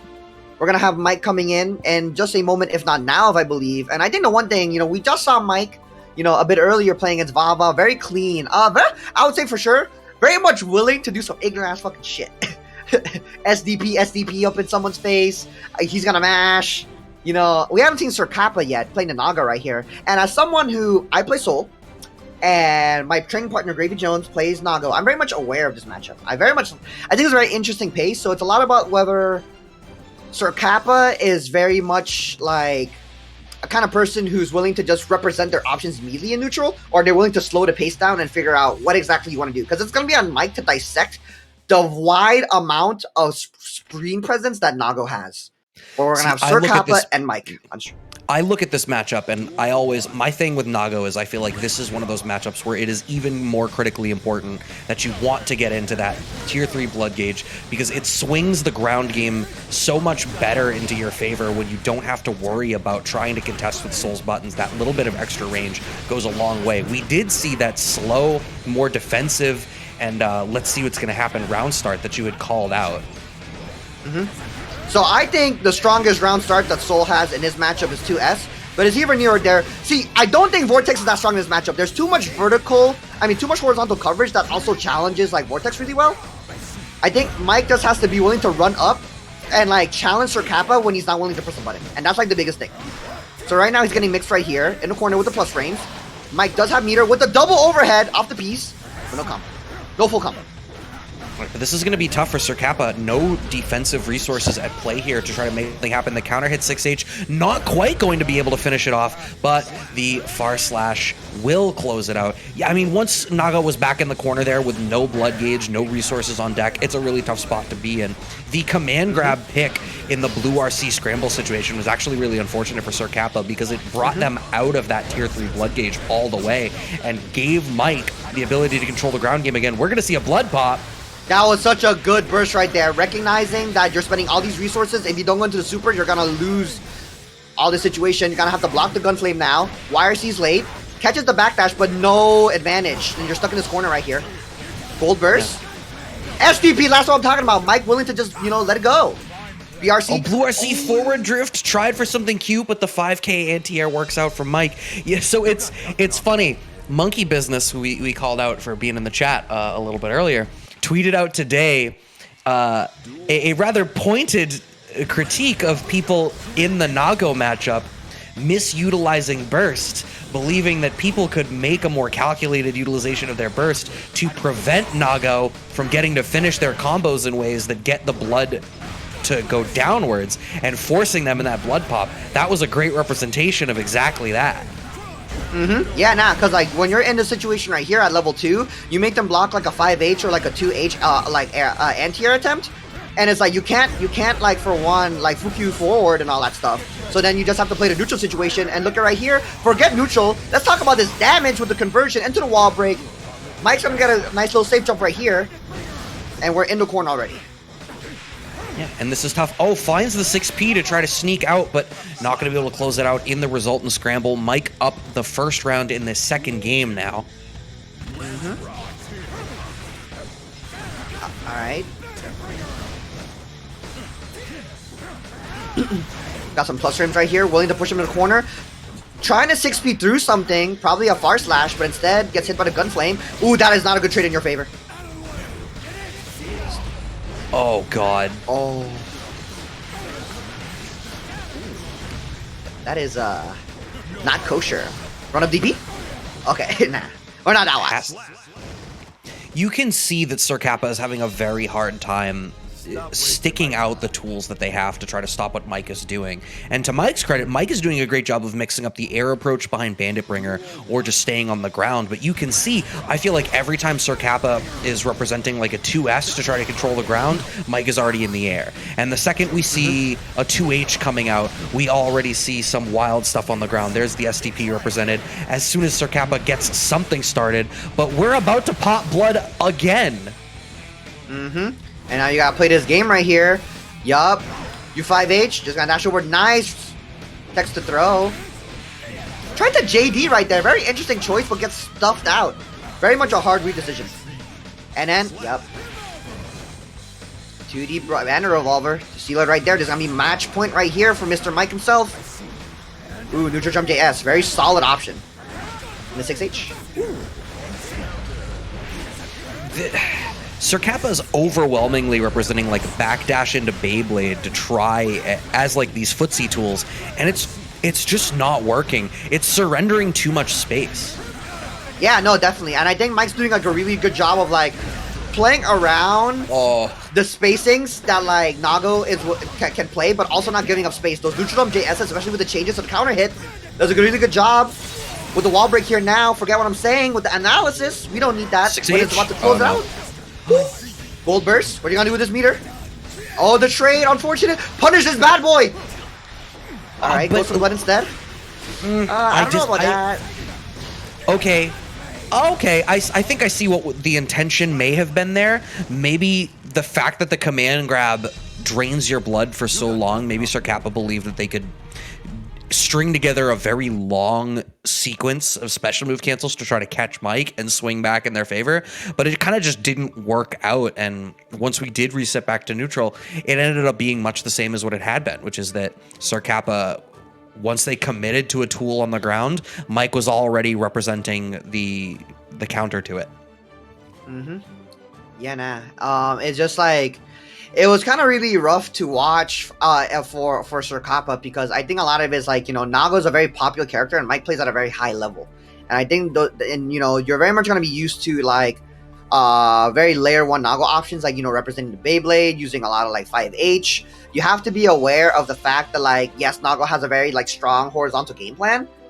But if they're willing to not necessarily challenge the space forward, but instead just willing to dance while maintaining the space that they already have, it's kind of awkward. It's a very slow-paced matchup once it comes that way. And if a stronger player smells that you're just trying to like push them back versus challenging them for like just keeping the position, then they're gonna ID forward like what we saw there. You're gonna do like neutral jump JS, and the new counter hit changes is really good for that, because you know you get a counter hit JS, now you get like a far slash confirm, which is really good, and then you get a corner carry, because Soul's corner carry is like pretty good. And I think there's like there's a lot of like those small things that add up to like Sir Kappa like losing right there. Yeah, so out at 7th, Mike moves on to play the loser of Chetoo and Flashkick. which I assume is the next match that we're looking over at, but I may well be wrong. Actually, let me go with the overlay. Oh, no. The overlay confirms that I am correct. Mm-hmm. Yeah, so this is going to be a very interesting matchup. We were talking a lot about it earlier, you know, how Flashkick is going to step up to the pedigree that Chetoo has shown us so far, because, you know, we have already seen like some very solid shimmy games, some whiff finishing game, very much aware of like the horizontal gameplay. And I also like to say that like his offensive pressure is like really clean, very much structured. I think one of the only other thing that I didn't really think about was when we did see 40's Flashkick play earlier, one of the things that we called out was that they were able to string together a lot of really wide staggers. And on the exact flip side of the fact that she has these, you know, ways that she can structure her offense that are, 40% Flashkick. Would you rather we called you Flashkick? Is it 40%? Please correct me. For the overlay. But point being,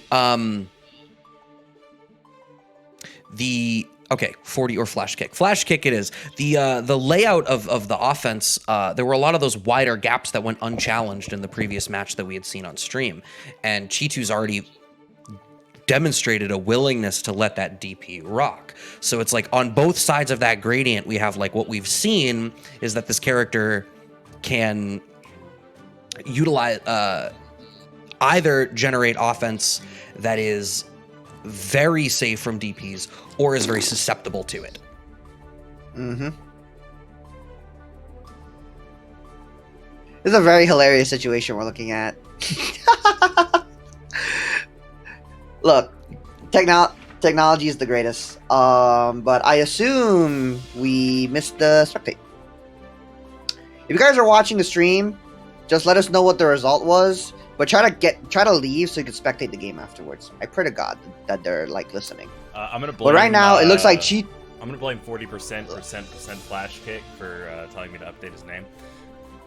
Okay, look. Right now, Chetoo's doing a pretty good job based on the health bars to keep the lead right here. Going on a pixel right now, and I think he's gonna take the first round. So you know, Flashkick is definitely fighting an uphill battle right now, from how it looks like.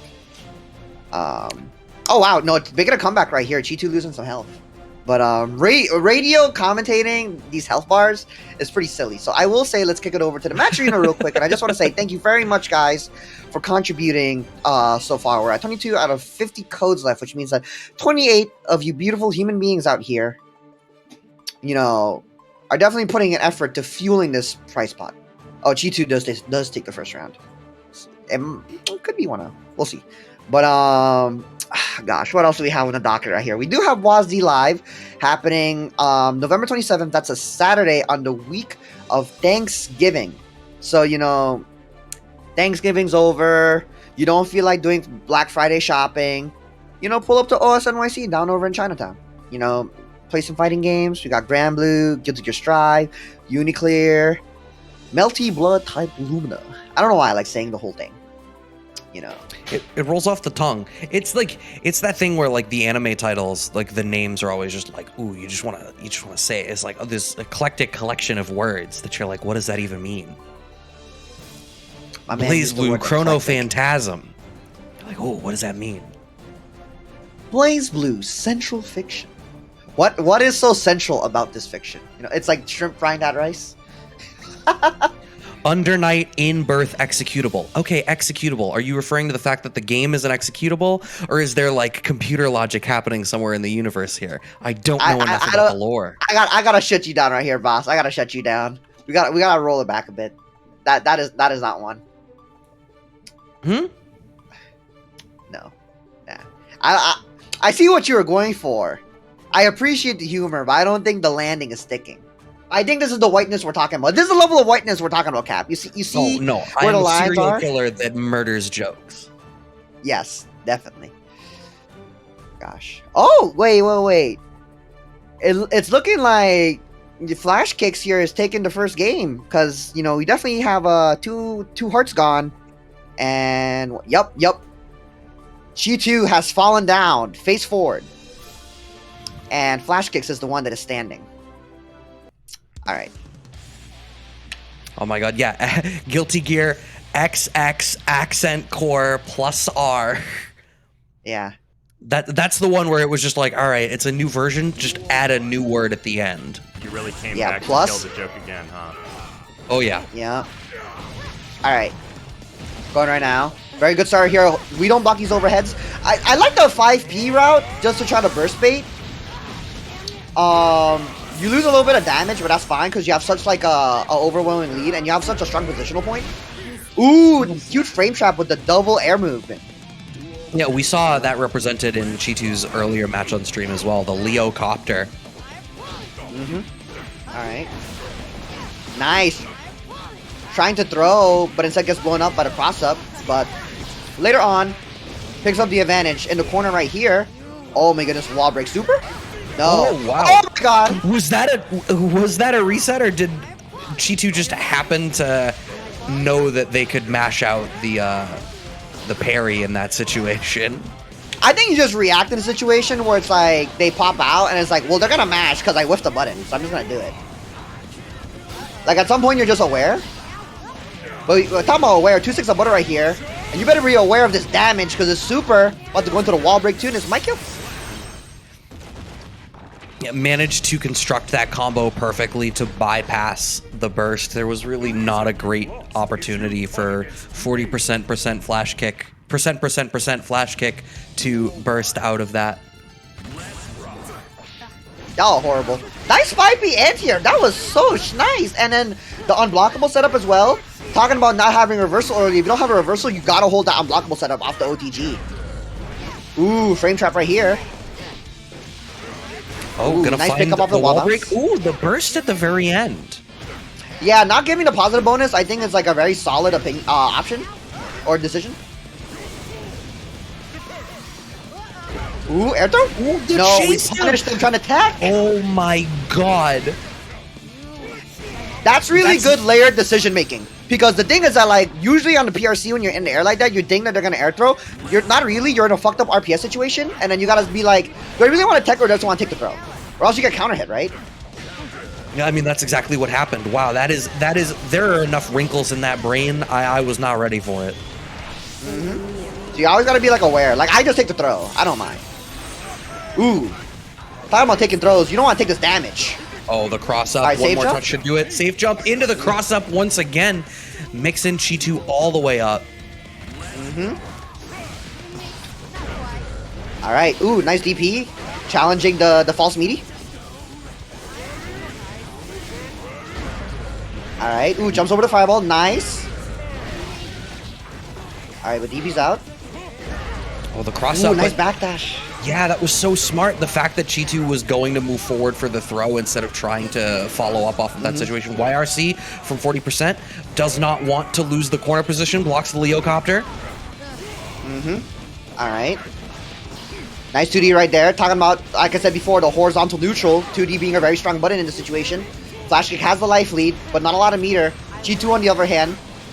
Oh, forcing out the burst too. So, it's a really scary situation. Oh, nice! Based up burst as well. Oh my goodness! Woo! So smart. And to start it all off, I loved Flashkick's willingness to understand they had the life lead. Chetoo was in the corner. They could just wait at that, mid-screen position and just be like, I don't need to commit to anything. If I do something silly, I risk losing the position that I have. I'm going to wait and take my shot. Yeah, exactly. And like Chetoo also had like almost 2 bars up in play. So if you got a hit right there, definitely was like basically confirmed for game.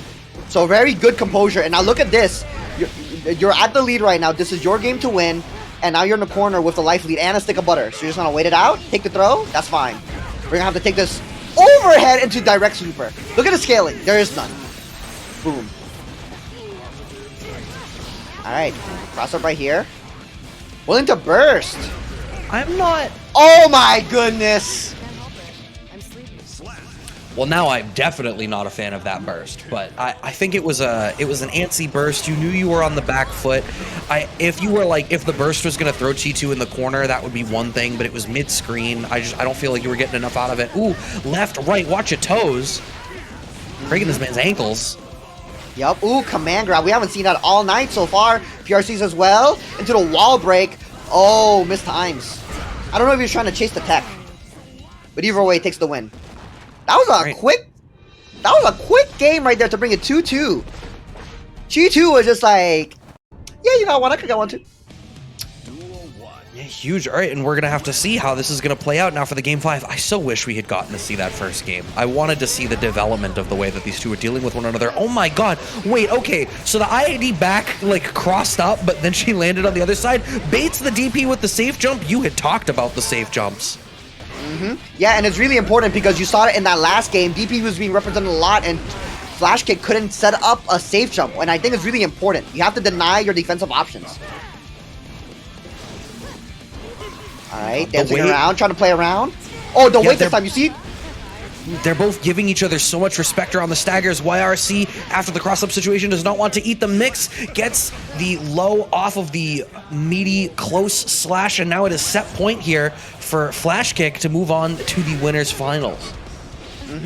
I like these like shallow neutral jumps into an air backdash, probably trying to bait like a DP or something. Oh, shimmy! What we were talking about earlier. Oh my goodness! Oh my god, Flashkick got that back bit there. No, that was definitely not throwing the flash kick. I was so lost to what happened. But we are not lost about his wall break. Gonna be a neutral reset right here. Oh, the trade. This is really scary. Chetoo does not meet her. He's gonna barely get burst. He has burst now. Oh no, burst right here. Alright, that could have been dangerous. She could have PRC'd. PRC's instead. Oh! Oh, that's gonna be dead right there. Double overhead. Woo! That was crazy. Layers. That was nutty. Yes. That was definitely some onions, if I say so myself. Oh my god. Looking like an ogre right now. Yo, parfaits. You know, everybody likes parfaits. Everybody liked that matchup. 40 Flashkick moves on to winners finals to play against Vava. Geo versus Potemkin. I will say, this winners finals match is going to look really fun, but we're going to be moving on over to the loser side in a moment. If Chetoo, if you would like to stay or take a break, it's either on you, but you're going to be playing against Mike Tig over in losers quarterfinals. I mean, that's going to be interesting, right? Both of those players have showed a willingness to be very nutty and let those DPs fly.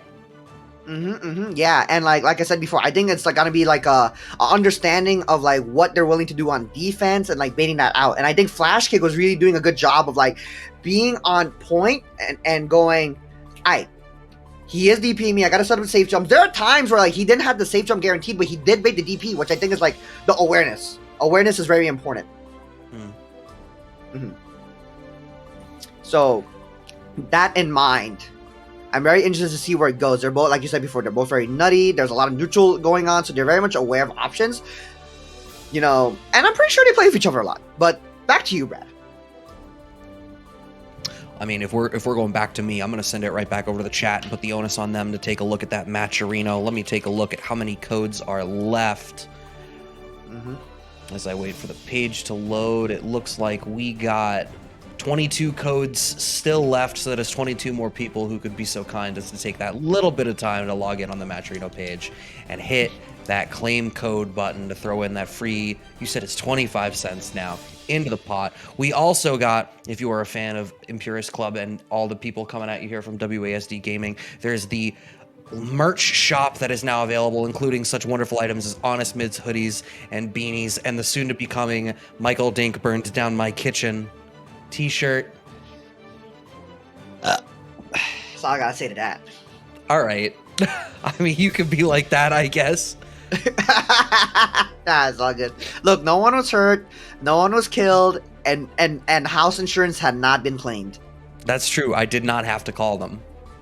Yep. Which is fine. Any day, every day that you do not have to call something related to a form of insurance is a good day. By virtue of the fact that if you have to call some form of insurance, it is a bad day. Yeah, we're out here. Chetoo already in the room, ready to rock it out, so we're just gonna wait on Mike. The real question is, Mike, where are you? We're looking for you right now. We appreciate you. Yeah, this is gonna be a pretty interesting match. Ooh, I gotta stretch my ears. To all you anyways, to all you wonderful players out here, you have to stretch your ears. What does that? Are you stretch my ears real quick? Like, why and what and why? Look, don't worry. Yo, I just be saying stuff, bro. I'm not like No. Look, Please explain. please explain. We need- Look, sometimes I grab my ear, I scratch it, and I pull it. You know. Wait, so I'm is stretching. this like, are you wearing a headset that you don't want to name that is like compressing your ears and you need to rectify it? Look. First of all, I'm not wearing my Astros. My Astros are actually kind of comfortable. They're just also not with me right now. I'm wearing some old Sennheiser's 598s. You know, they got honestly, I like this. I like Sennheiser branded stuff, but I swear to God, like when it comes to the padding, like it's fucking garbage. Like get new pads. Like, Is that 98? yeah.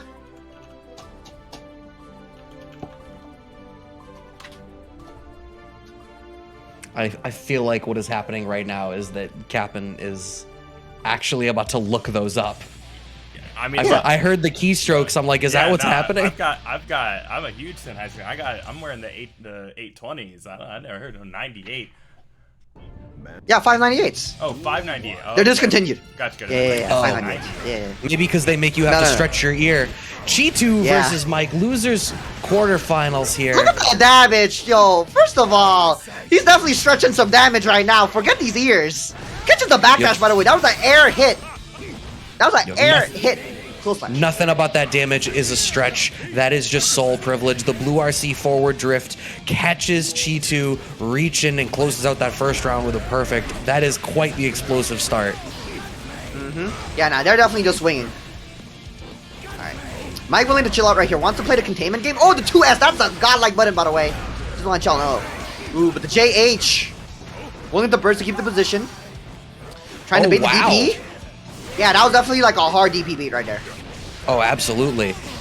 Yep. Ooh, nice. Perfect space 2S5H confirm. That was really clean. It's really hard to get tipper. It's really hard to get a nice 2S and also hit the 5H. Because you usually use it as like a counter poke tool. I absolutely got clipped by that same side mix-up. The fake corpse hop. Chetoo with the big equalizer. Oh my god, double cross-up. Not quite able to finish the combo there, but finds another cross-up. Berserker slash, closing it out 1 round apiece. Yeah, nah, Mike not willing to spend the meter right there. He could have DP'd YRC. I don't know what's up, but he definitely got opened up. And now, who's going to take the first game right here? The backdash. Oh, wow. So you know that Chetoo is chasing the backdash, but he's not pressing a button. So I think he's afraid of the DP. That's what I was gonna say. Like, the understanding that the taking of the space is free, everything after that is a risk, and not feeling comfortable taking that risk just yet. Yeah, nah, but we're taking a risk right here with this DP. But oh, the cross-up does not come out well because of 5K. Gonna give him a quick anti-air, but we're back in neutral. Oh my god, just one takes over the freaking Berserker Slash. Oh, nice! That's off piece. I thought he was too low right there. I'm not even gonna lie. That confirm was kind of nice. Oh, grab this bad boy. All right, guess. Oh, just neutral jump. Nice. Mistimes the meaty. PRC's backwards with punish. Oh my god. That was not a blue RC, but you could still see this man was stuck. The DP through the fireball. I am sorry, sir. You thought that this was yours. Notice this man jumped, and then the PRC happened, so he just mashed DP. That definitely was not that he did something and it's like, oh, this happened, fucking I'm a DP. Forget y'all. That you could see the flowchart in the brain was like, I committed. Do I have bar to PRC and be safe? No, SDP. Yup. Alright. We got some footsies going on now. A little bit of staggers right here. Ooh, nice anti here. Awoke. This is not the Hunter stream. Oh, full charge 5D, but gets DP'd out. Chetoo gets thrown through the Berserker Slash. Oh! Ooh, you know what? Nah, that's okay. That's free. Oh, free real estate! Trying to make the DP again. Dorsey forward drift. Finds the cross up. We're making our way back. Catches the backdash with the 2K into the combo. YRC spent from Mike. Yup. Oh, tried to go for the air throw. Misses. Oh! What is this galaxy brain? Alright, we're gonna keep crossing up these inputs. Oh my keep crossing god. up these inputs. Try to DP on this, baby. Yo, at a certain point, if you're trying to block, you just gotta spin your stick in a circle. You got just about as good a chance of being right, but at least it's not your fault anymore. Yeah, I mean, look, you might as well go to the farm and trim some butter, baby. Ooh, nice, grabs him out of the fireball, actually. But DB's the Fafnir. Yup, I can react to this 20-frame button. Or move. Alright. Oh, the Optimals with the clean hit. He can save jump on this, but instead goes for the OTG. Oh. Ooh. Mike just don't care, bro. No, but why would he? Although he should. He's got the life lead, but he's down in the round count. Yeah. Alright, spending a meter right here. Chetoo. Alright. Oh my god. That crucial mistakes, and it might cost you this round right here. Oh, trying to be cute, but that's even. If you can't do that because then you're even, and he has faster frame data than you, so you're trying to like DP at that point or backdash. That's a very scary situation to put yourself in.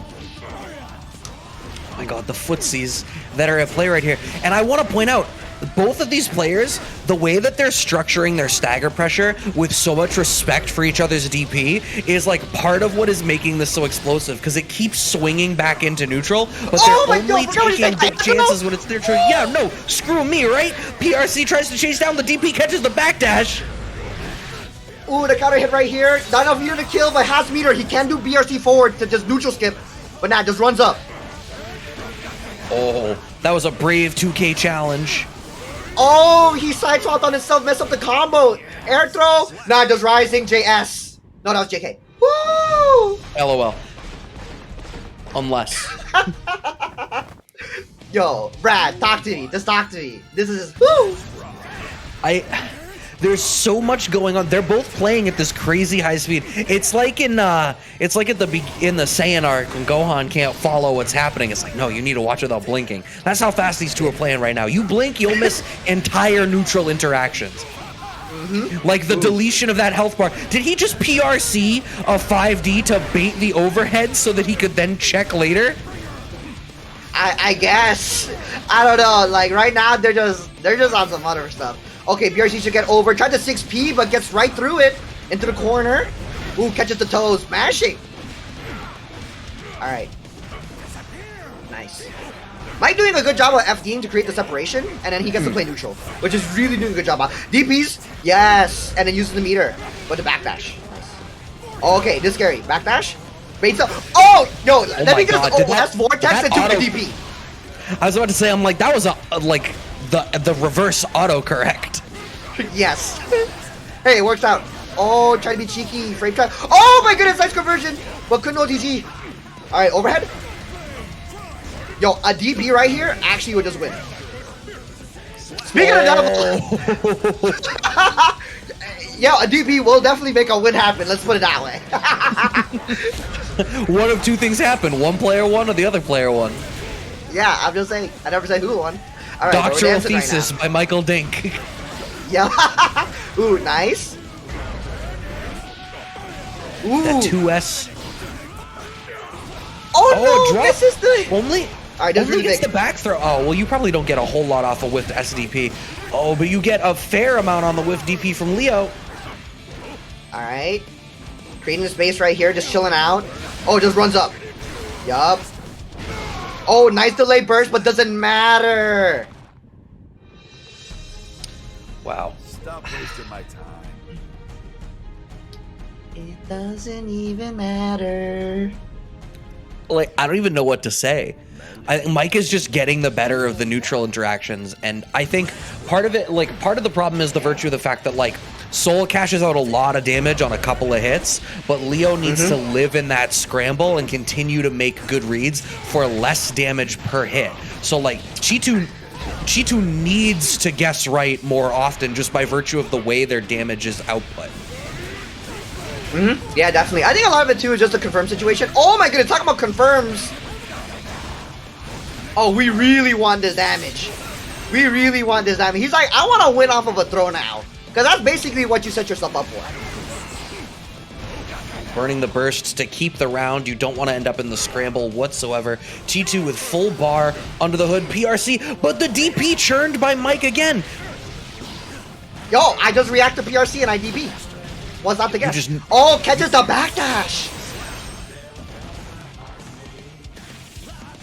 I think that's the one thing. Mike is active on defense. You need to just figure out how to like contest that properly. With See, catching the punishment. backdash right here off the 5K.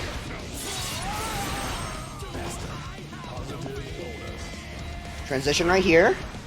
But the dash forward into the respect is so worried about the defensive choices that Mike is willing to make. Ooh, nice. Not gonna kill right here, but basically my gets chip kills the territory. Oh no. Oh, okay. He didn't get the RC that pops them up, which is kind of sad. We're good. All right, 2-2. This is maybe the most explosive matchup that we have seen today. Yeah, nah, they don't. You think they want to play neutral? Nah, they're just swinging. All right. Chetoo giving up a bit of space, and now you're gonna get blown up with this vortex. Ooh. Oh, the DP gets baited. That's going to be a big, strong start here for Mike. Burst out now for both players. Mike wants to keep that corner position. That's very valid. I mean, just look at the meter that he has. What's burst if not an extra stick of butter to come with it? Sometimes you just want a two-piece like this damage we're given.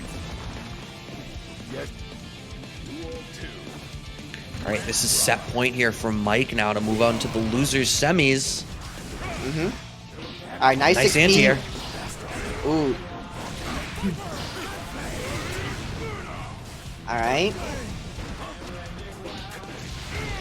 Nice. Catching him, closing the gap. All right. Wall break. Mike's gonna probably get enough meter at some point right here. Speaking of devil. The chase back, but again, it's that situation. Chases the backdash. What is this damage? Clean head DP starter, baby. What do you mean? This is pretty. Jesus Christ. 6H round start. Chetoo has the Oh, burst. that's such a good backdash. Oh my gosh, the burst made too. Pathetic. That was so clean. That was so clean. Like, Clean you as just the hit call on that out. DP. Like, yo, freaking, you just call out the stagger at like the perfect frame. Mind you, that Soul only has a 5-frame invul backdash, so that's a very tight gap to look for. You catch it, you get the punish, and then you RC to bait the burst too. Immaculate. Looking like a 3-star Michelin chef right here. Immaculate. Mwah.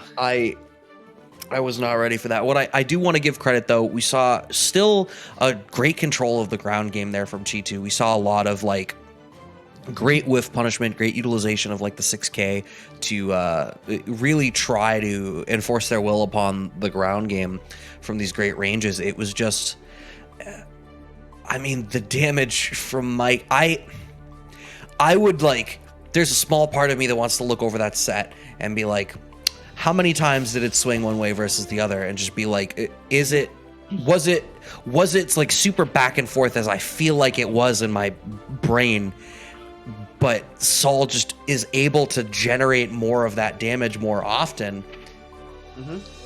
So, to me, right, is like, yes, there's this talk of damage, but honestly, I think it's a matter of like identifying defensive options and like seeing where it goes from there. Because a lot of the swings were at these like advantage disadvantage situations, and I want to talk about DP utilization or the lack of, or like the absence of, I think is a better way to put it, because we look at the way how, for example, Chetoo DP'd. I can definitely count at least 3 to 4 times in which DP got baited and definitely got decimated because of it. That's a good point too. Chetoo. Yeah, and on the other hand, like, you know, and Mike is definitely playing this containment style game where it's like he's willing to give up the space. I think he's very confident in his neutral. Like, you saw like a lot of like the 2S 5H situations for counter at 2S, Bend and Revolver 1-5K routing. He's very much comfortable in that space. Chetoo gave too much space, and then Mike wasn't willing to DP. And I think that was the decider right there. But you know what we're going to have to figure out is the decider for this, because, you know, PeachPie versus Jaytsu, we saw them. Winner's top 8. We're in losers quarters now, and we're going to see how this match is going to go. Talk to me, Brad. Yeah, so, I mean, Jaytsu dropped down into losers comparatively early, actually, losing to Chetoo. but has made this run now through the loser side up here to be playing to get into this loser semi spot now. I'm going to be curious to see, I mean, the last time we saw Jaytsu on the screen, it was against Chetoo, and the ground game was just so dominant, but we're going to see a different type of dominance in PeachPie's Anji here. Yeah.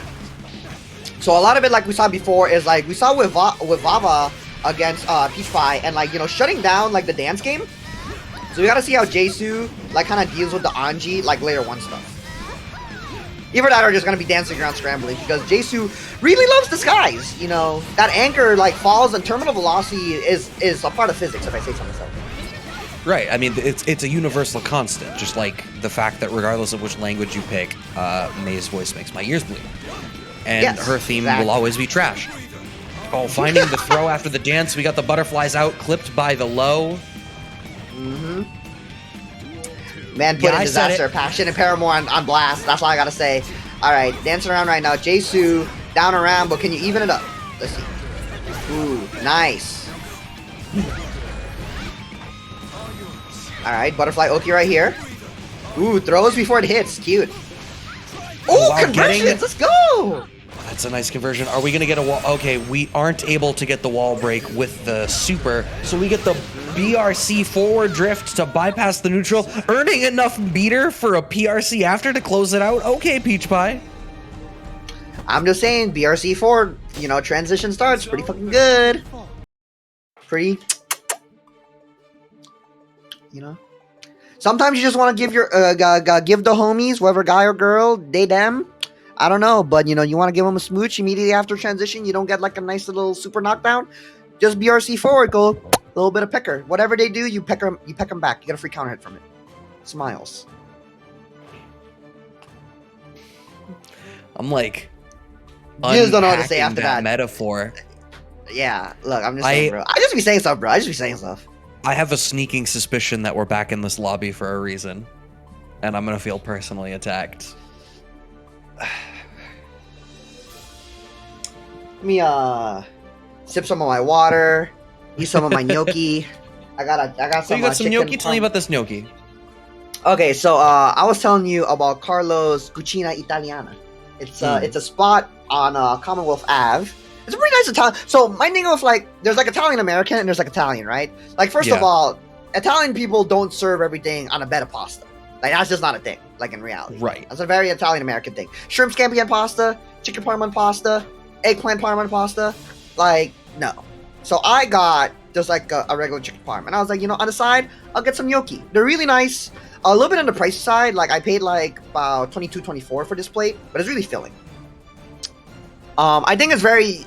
I think when you get Italian, at some point you want to spend like really nice money on Italian, because I think a lot of it is like, oh, station is broken, I can't back out. Oh, jeez. Got you. Just strive things. Yeah. What's not strive things, though, is good food. Honestly, a lot of the FGC doesn't know good food. I would love for one day... Look. One day, West Coast's very own Crack Fiend and I can unite, and we'll get, Yuki? I forgot her whole name. Or I don't remember they go by day, so I do apologize. But, we could all just combine our powers and make some good-ass fucking food at an FGC event. Because y'all need to know good fucking food. Y'all be eating some party-ass shit. Half of y'all can't fucking cook. Bunch of gamers, bro. I swear to God. You know, what do you think about the legendary steak, though? Oh, first of all, I was just... I don't even want to get into it. Fuck that noise. Yo. Yo. How you just gonna IQ you up and you're just like, nope, not this one, not today. It's food time with Michael Dink, but I'm not gonna talk about one of two FGC food related memes. The only other thing I can ask you is your opinion on Korean barbecue, because that's the only time food comes up in the FGC. Like XYZ something. Yeah, yes. Oh, you agree? Oh yeah. Yeah. Like the novelty of it is like fun, but like yeah. Like okay. Here's my so Korean barbecue. I'll say this right now. I don't get the good meats. I get fucking tripe and like cow tongue. Like I don't care for like the prime rib with like the sauce and like the pork belly. Like give me like the cheap meats. I find those to be more appetizing. I like my tripe when it's like slightly burnt too. I think that's very appetizing. Interesting. Yeah. What about you? I know you're not a big fan of Dolphin, that's for sure. But we're not gonna have any more Dolphins. We're gonna have some. Oh, we're going for a concert instead. Looking like Combo Breaker. I'm about it. You know, this Eno up on the stage. Mankind knew that. Duel 1. Look, I'm just saying, iPhone is putting in some work. Oh yeah. I think he plays the guitar.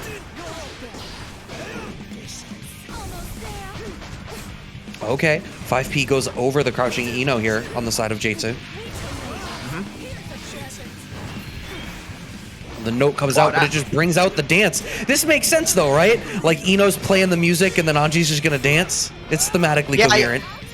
Yeah. No, I'm about it. We got the fans too for some flair. All right. So that's my thing, right? You're trying to jump out in the situation of like the Fujin mix. Does block, in my opinion, and like you'll get more mileage because if you try to jump on all the options, like you're gonna, at best, they just get like you beat the fan, which I don't think is that good anyways. You're gonna lose. One round up for Peach right now might make it 2-0, but let's see if this character change. Jaytsu's about it. And PeachPie going to that dance very early, and Jaytsu very clearly struggling to deal with it. We see backing out and trying to move in behind the note, but Dance is blowing it up. Dive kick, Dance is blowing it up. Trying to contest with like far S and 2S in neutral, getting blown up. We're not even seeing any of that in this round, though, as PeachPie slowly pushes to the corner and now gets the wall break. Are we going to see Blue RC forward drift again? Yes, we are. With the anti-air, went to the air for the dive kick. Jaytsu gets sniped out the sky as PeachPie clips their wings. Yep. 2 games up here. All right, sticking with the pick. And Jaytsu about to, you made the character switch. You're gonna stay confident with it, but nope. PeachPie ain't gonna have none of that. Willing to confirm, but drops it. Anji confirms are honestly awkward as hell to hit. Oh no, the note is a little bit early. Wanted it to hit meaty. It did not work. But now, okay, counter hit, stroke. Got to bait the burst. It doesn't look good, and then the counter super. That's huge too, because PeachPie saves the burst. Ooh, my toes. Hold this note, mix. Really got on PeachPie to block the overhead. All right, dive kick works out. We're pushed over to the corner here. Oh, good throw. Yeah, I think Jaytsu needs to open up the throw game more. I think that's a great adjustment. It's just a shame that's being represented so late here. Does get the burst. Oh, yup. Ooh. All right, Okay. catches him low. Nice. We take a round. So, and this is the one thing I keep talking about is like fans being +4 doesn't mean anything at the spacing because the buttons are slow. You notice how she just jumps back and like clips the Fujin instead? So that's very much like something PeachPie is gonna have to like adjust with if he plans to advance in the later part of the bracket. But now, forget about that. Right now, getting this advantage going. Butterfly covering the screen. Gets around the tree.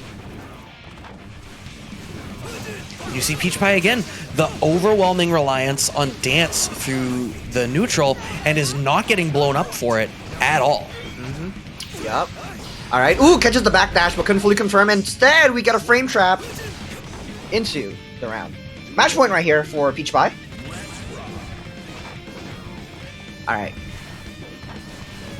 Dancing about moving. Literally, misses the grab. Nice backdash, being aware of the situation. All right, decent damage goes for the low option. Plus frames after. Okay, the low works out this time. The layers and the structure on the offense is starting to work, but I think we're getting a couple of these errant hits, but it's not quite working. And then the dance, once we're pushed out far enough, the dance just saves PeachPie. All right, wants a PRC right there for the wall break. I get the positive bonus idea. Yeah. How about it? Gets a life lead too. Ooh, blocks the overhead. Has the RC to keep it safe. Plus frames. Oh no. Ooh. Oh no. I like the drift there. The note catches at the very end. Oh yeah, you can't. Okay, YRC's out right there. Burst to keep the position. Oh no. 2 chunks a meter. BRC catches the backdash and ooh. Oh. Yeah, that's just an unfortunate situation right there. When you're in like that backdash off the BRC, like you're just giving them like a free low hit air confirm. Basically any close slash becomes like a nice combo. Yeah, My immediate reaction after the Ino switch in game 2 from Jaytsu was that I didn't feel like the Ino did enough to justify sticking around compared to the Mei. I think my mind is changed by the end of game 3, but it's just unfortunate that it was too little too late. And I think, honestly, if you chart that trajectory, like the adaptation over time, I'm not sure that 3 games of Ino would have done it either, because by the end there, we still did not see Jaytsu representing tools that were going to stop dance in the neutral, and it just seemed like it really wasn't going their favor. PeachPie, the worst that they really dealt with was like some layered and structured offense in the corner, and Jaytsu was finding their footing and the pace with that Ino offense, but it really just didn't quite stick around long enough. Mm-hmm.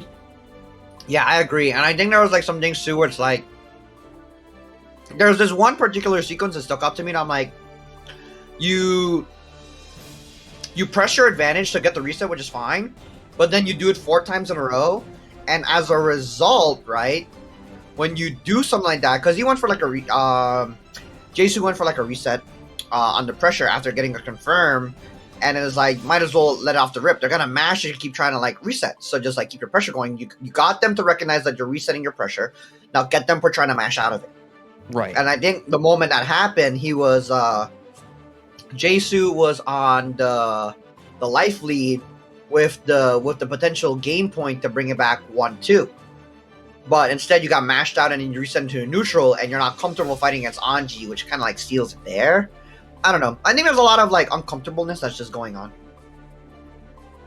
Yeah, no, I agree with you on that, and I think it's interesting, that degree of uncomfortableness. I feel like you can chart that in a lot of these matchups through the course of the evening, and a lot of them for Anji specifically. I feel like PeachPie was getting away in a lot of matchups, really, except for Vava, as we segue into this winners finals now. But Vava was the one that did the best job of blowing up PeachPie and playing that matchup really well, and it's what earned them the right now into this winners finals against a 40% Flashkick Giovanna versus Potemkin. Mm-hmm. It's gonna be a very interesting match. I actually like this matchup a lot. I think it's very entertaining to watch.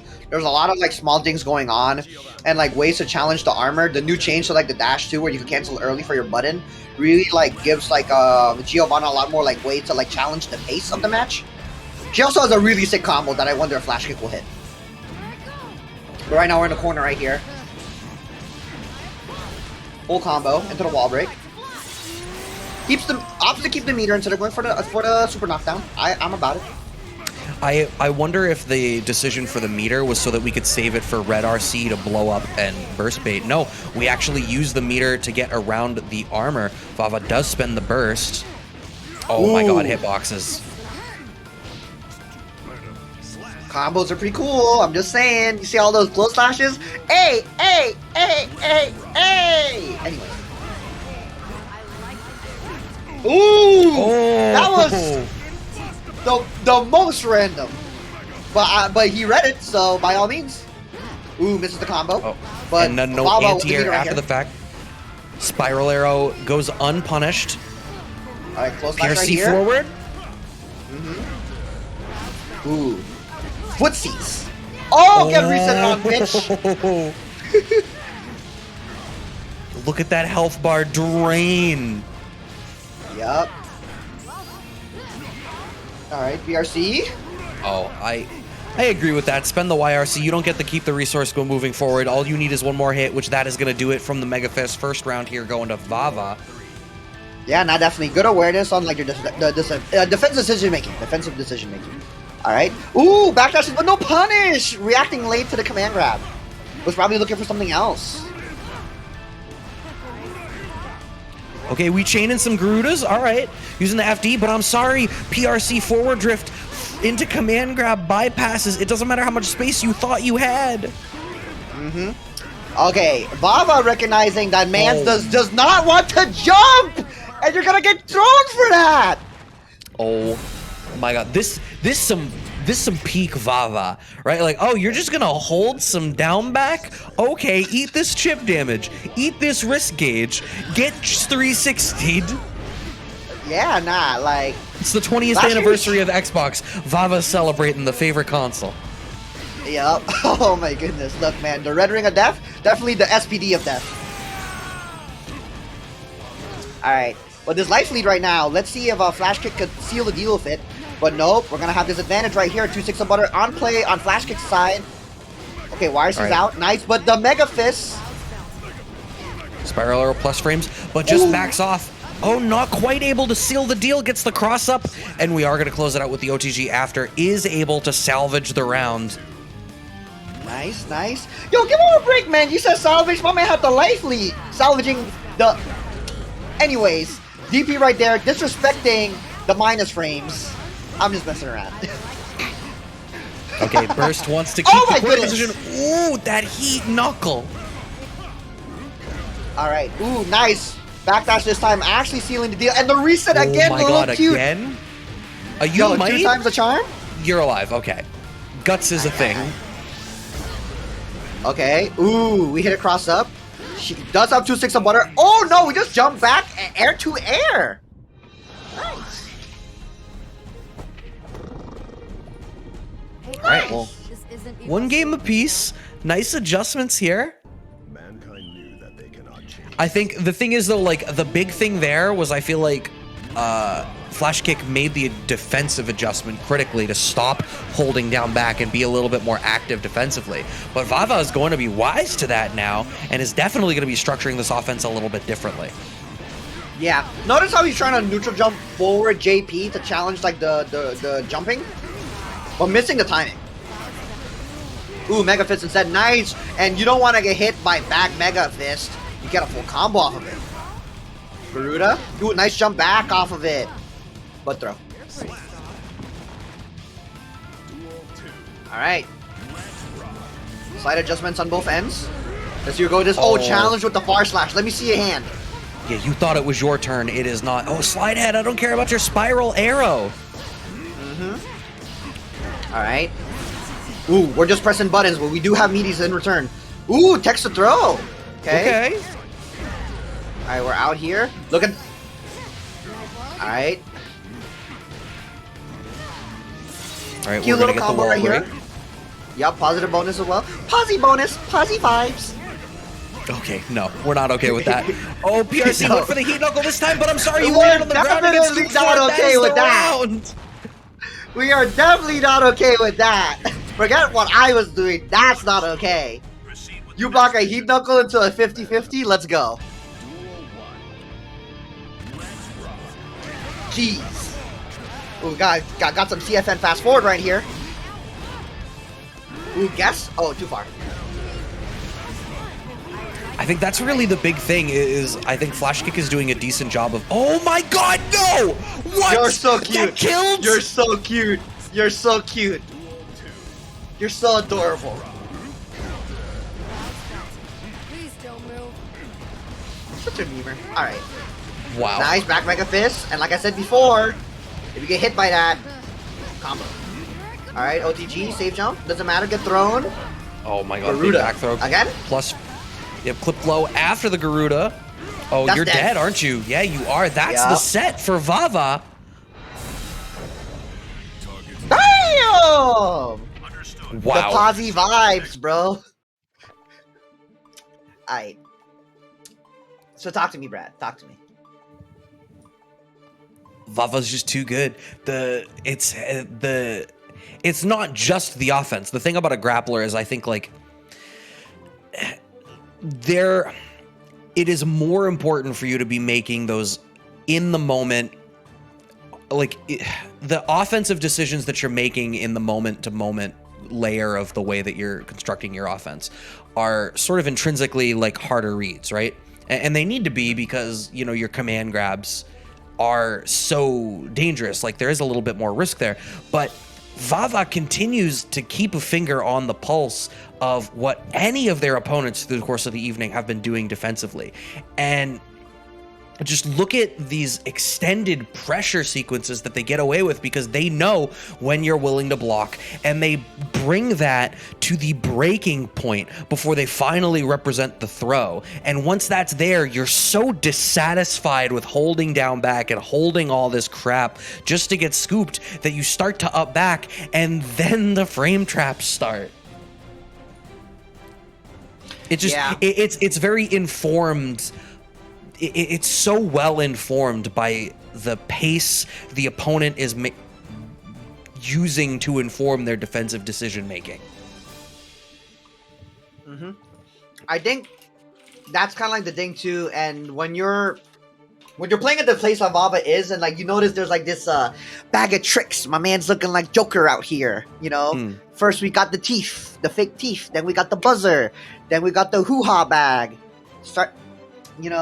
Like we got all these little cute little things going on right here. We saw like the fake what is it? The fake Garuda into like the command grab. You saw like a lot of the cute stuff where it's like, oh, you're respecting this option here, then I'm gonna challenge for it. Next game, oh, you're representing this option now. I'm just gonna keep targeting that until you make the switch. And if you're not comfortable with like flipping the switch constantly, then it's like you're gonna get outpaced because it's like a race, you know what I'm saying? Yeah. And at the pace in which they're also running the neutral situation is like, okay, yeah, like you won a game, but in reality, fucking Vava was just mashing because he thought that there was no true meaty. So like once you're out of there, you're playing this neutral game. Now you're on defense.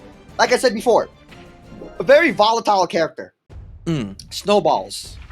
So when you're in a situation like that, is like your defensive decision making is gonna be really big, and there are times where it's just like you have the offense, and then you get hit by back Mega Fist, and he gets a combo off of it. Now it's his turn. He has a whole stick of butter. What you gonna do about it, baby? Well, I mean, if the layout of this bracket is anything to be determined by, turns out what you're going to do is drop down into the losers bracket. The last remaining one in winners waiting here in grands now. Vava. Flashkick does get another opportunity, but they have to play the winner of our next match, Mike versus PeachPie. And I'm double checking to see that was not a matchup that had happened previously. Because Vava was the one who sent PeachPie down to losers after Vava also sent Mike to losers. Hold on. So every single person left in the losers bracket, Vava had specifically sent down. It be that way sometimes, you know what I'm saying? But we saw Mike with the revival, you know, like looking at the match against Kapa, against Chetoo. So like I'm really interested to see like on the run back. Because a lot of it, in my opinion, was that, like, you know, Mike trying to mash in particular parts of the string, whether misinput or whether intentional mashing, got blown up because of it. And I think Vava, with the way how he's playing on the offensive end of things, being very much aware of the decision-making, you know, if Mike can make an adjustment and be like, well, I don't want to just try to challenge and take my turn back. Let me just try to create separation. I'm very much interested to see where that goes, because I think Mike does a really good job of playing the neutral game. We saw him against Chetoo, how he does when it comes to playing the horizontal game and like working with space. It was really strong. And I think that was the decider that made him won against Chetoo. So we'll see where it goes from there in that regard, if that's the direction it goes. Or if he just makes like really good decisions, just DPs at the right times on defense, and by all means. That's the directions that I wish I could see Mike going. Yeah. Now, how do you think that's going to interact with PeachPie? Continues to show this tendency towards dance as like the neutral tool and trying to. Mike should just run up, be an asshole, and just. I need you to slowly walk up full screen and command grab his ass. And Mike's the kind of guy who I'm just like, look, Mike, I'm also Mike, and I play like an asshole, and you should too. All right, Cap. I need your finger on the volume slider for Dink's mic. If we see a single wild throw, you know that shit's clipping. So I should just mute him now and... No, you can wait. I just you need to be watching. We're on a delay because you're the host. So it is absolutely your responsibility to be that on the money and mute this once it starts. We're going to have to see 2S at round start here from Mike. What's the God button? I'm just saying. Kind in the chat as well. Knowing about the 2S legacy. Everyone's about the 6S, but 2S is about it. Anyways. Ooh, the overhead. Honestly, Mike don't gotta do shit. Mike just gotta get one knockdown and just steamroll this asshole. Not that you're an asshole, PeachPie. Alright. PRCs, gives advantage. Mike can just block. Backdash is nice. This is potential kill right here. Yeah, doesn't want to spend the burst. I agree. The round was looking far too delicate. Alright, dancing through. Has to block because of an awkward situation. Ooh, the 2S, like I said before, the horizontal game that we were seeing from Chetoo here well. And like so much of it is related to, you know, the air dive kick option here, and then the backdash and throwing out that 2S because they want to chase forward into the space rather than controlling the space actively. Mm-hmm. Yep, exactly. Now we're speaking numbers. Oh, yo! Not a command grab, but I respect it. Couldn't get it done. Alright. Now we're here with the mix. Mike does have 2 sticks of butter. You're gonna brick the wall, right? He's gonna go into a transition. You don't have meter, so what's Mike gonna do? Yeah, that 6H at round start position. Oh! The up back so smart from Mike, was already ready for Peach to be ready to tech their gold burst there from Mike. Meter? We need more meter. Oh, empty low. I like it. Wow. You know what? You know what Mike did right there? Mike did the, you're smart enough for me to do this. And went for empty low. Full charge 5D once again. Oh, so smart to backdash off of the empty hop from PeachPie. First time we've really seen that one represented. Ooh, baby.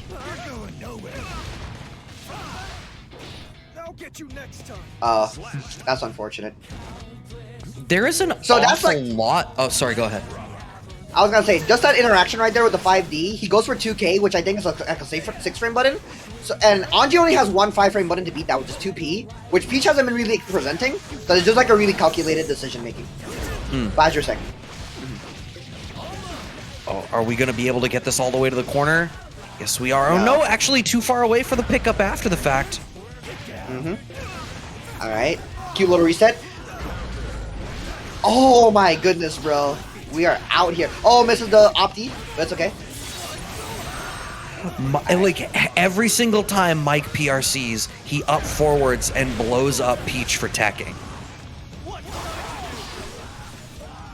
Alright, gold burst from Peach. And there it was again, finally the blue RC, but oh my god, the blue RC no tech from PeachPie. Like, alright, I'm gonna blue RC and punish you for it, but still get smoked? Close but no cigar? Yo, JS is kind of a godlike button if you haven't realized, especially with the new counter hit changes. Got some nice combos from it. Alright. Yo, the Fafnir's out in play, that's how I play. I just do Fafnir over and over again. You're not gonna mash. Thinking like he might hit, perhaps you should. You got to play one step beyond numbers. You got to take it further beyond. The DP out has to spin the burst as PeachPie. Ooh, try to be cute with the run up throw. Oh, we just mash. Perfect gap too, by the way, because they go hold the dance. Okay, combo and 2 to kill. And Mike right here on match point, letting people know I play some Anjis of my time of my life. You know? Yeah, it's on the verge of a clean sweep here. PeachPie has very little in the tank here to try and make this happen. Yeah. Ooh, good check with the 2K delay too. Catching like the last few frames of the dance. All right. PRC just bursts out. I kind of like that. Mike just willing to burst for position and like not giving momentum. Well, and he doesn't have to. Even if he loses this round, he'll very likely get a burst back in the next one. Slowly walks up. I'm sorry, that's just too funny, bro. They just slowly walk up and throw. That's some troll ass shit right there. Oh, that is not some trolling. Troll ass shit. That you don't think that DP was trolling? You're not trolling because it's not funny for you.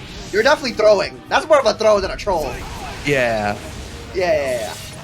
We gotta use more concise terminology. They may be congruent, but they're not the same. Oh, okay. Good. That's a good SAT word. Yeah. Taking me back to high school geometry. Alright. We're out here. Peach with potential signs of life? I don't know. Ooh! Maybe with that. Okay, goes for a mix. Oh, the butterfly whips, but it's okay, we take the throw. Yeah, Mike was allowing too much of it. Oh my god, the down drift after the red RC. We get all the way to the corner here. Are we going to go for the wall break? We are going to get the wall break. 6H at round start? No. All right, nice. Get the big punish. Oh, no. There's that burst. He got it back. What did I say? The overhead connects. Nice. Get the kill right here. Oh, no. Why RC? Mike could make this. Oh, no. Oh my god, the burst just barely gets away with it. Any hit could do it. This is set point for Mike. Oh my god. So I actually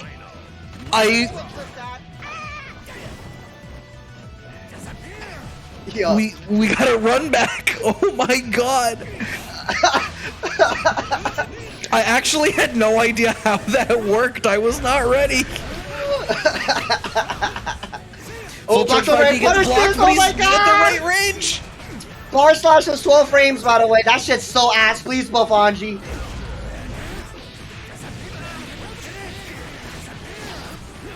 Oh, I tried to go for opties. Nice throw tech. Is it gonna save you though? Punish. Nice. Gonna knock down, but you give up your Oki. Feels bad. Oh. Oh. He's gonna get the We're meter. about to get the, Oh, barely. No, just shy of it. Oh, no! He barely did anything for that bait. He literally walked all the way back. Mans went to a different time zone. Ah! She just walked back. that was a riot. Sorry. After the draw, that shit was just a riot. My mind clocked out. Talk to me, Brad. Oh my god. Oh, that was an entertain. Okay, you know what? You know what I mean? Where you go up to TO, it's like, what was your score? 3-0, but it was close. That was actually a 3-0. You know, that was entertaining. That was entertaining. Thank you, Peach. I appreciate you. Yeah, and congrats. That sets you up there at 4th. Mike gets to stay on 40 flash kick. Gonna have the set now against Mike. Vava obviously still waiting up there in the winners finals, which means we are at the top 3, which means there's only so much time for those of you to show some love to the Matcherino. I've already hit the exclamation Matcherino in the chat, saving you the effort and the precious keystrokes, the precious bandwidth. Your little fingies don't have to hit the keys. 21 codes left, which means 21 more of you, 21 more sign-ins to go and throw in that free 50 cents into the pot. I'm sorry, 25 cents it is now, yeah, for these players. The prize pool sitting at a nice $27.50 here for this turnout. I hope that everybody has been enjoying this bracket so far. How have you been enjoying watching it, Dink? Honestly, it's been a blast, because all you adorable human beings out here are just putting on a show, and I just have to scream and laugh. I swear to God, that draw was hilarious. Chetoo and Mike, that was just you're gonna DP before I DP. And Vava's just like, I got a bag of tricks. What am I gonna do? It's like someone tries to prank you, but they're 5 layers in deep, and you're just like, man, what's the next prank? That's what Vava is to me. He's just pranking people, you know? Like, it's been a riot. It's been a blast. And Flashkick, you know, is doing Geo stuff. I'm sorry. I don't have a descriptor for you yet.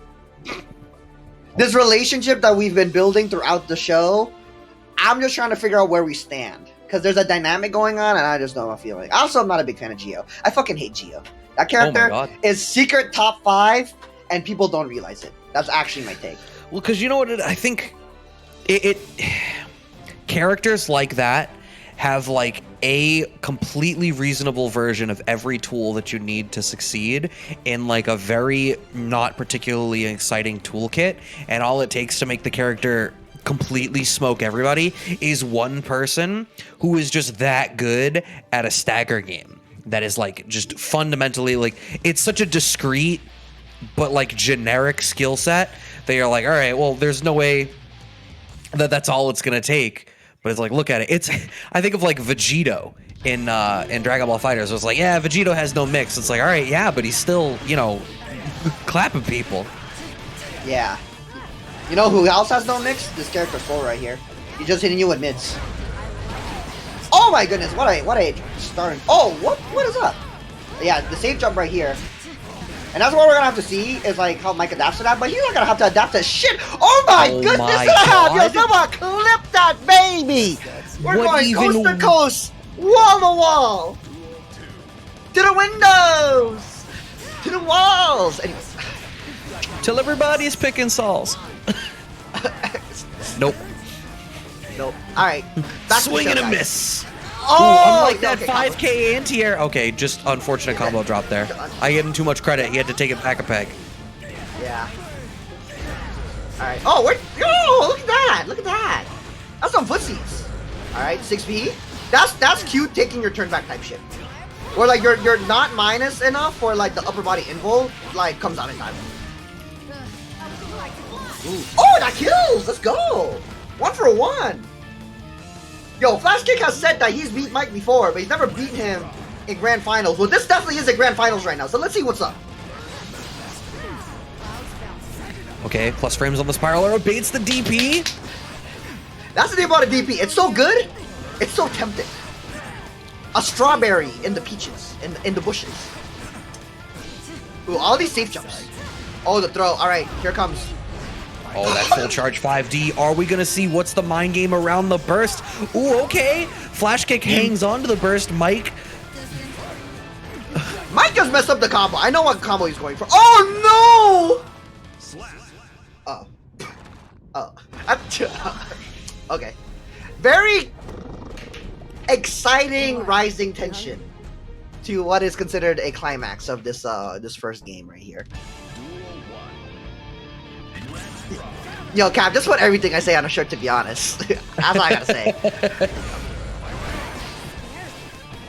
You can have an entire subcategory of the WASD shop that's just called the Dictionary.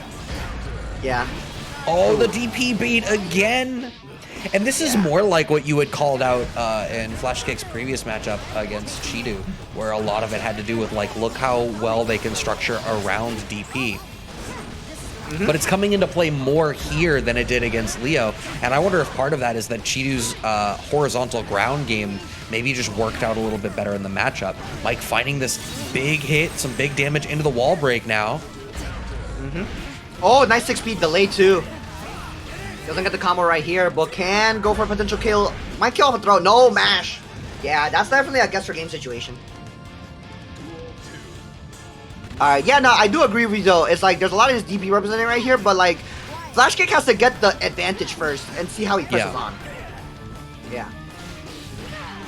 Ooh, nice! Just the air approach so good and a nice pickup. Gonna go into the wall break here. Alright, we're catching some toes. Ooh, nice! That was a just frame block too. That was just defense. Closing out the round. No, just shy of it. Doesn't have the pickup. Yeah.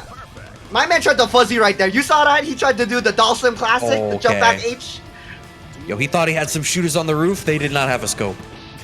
Yup. Shout out to St. Cola. Nice air to air. Yes, St. Cola. No, I was about to say, does the St. Cola bar? Let's go. Ooh, plus Oh, frames. nice. Oh, This my is- DP.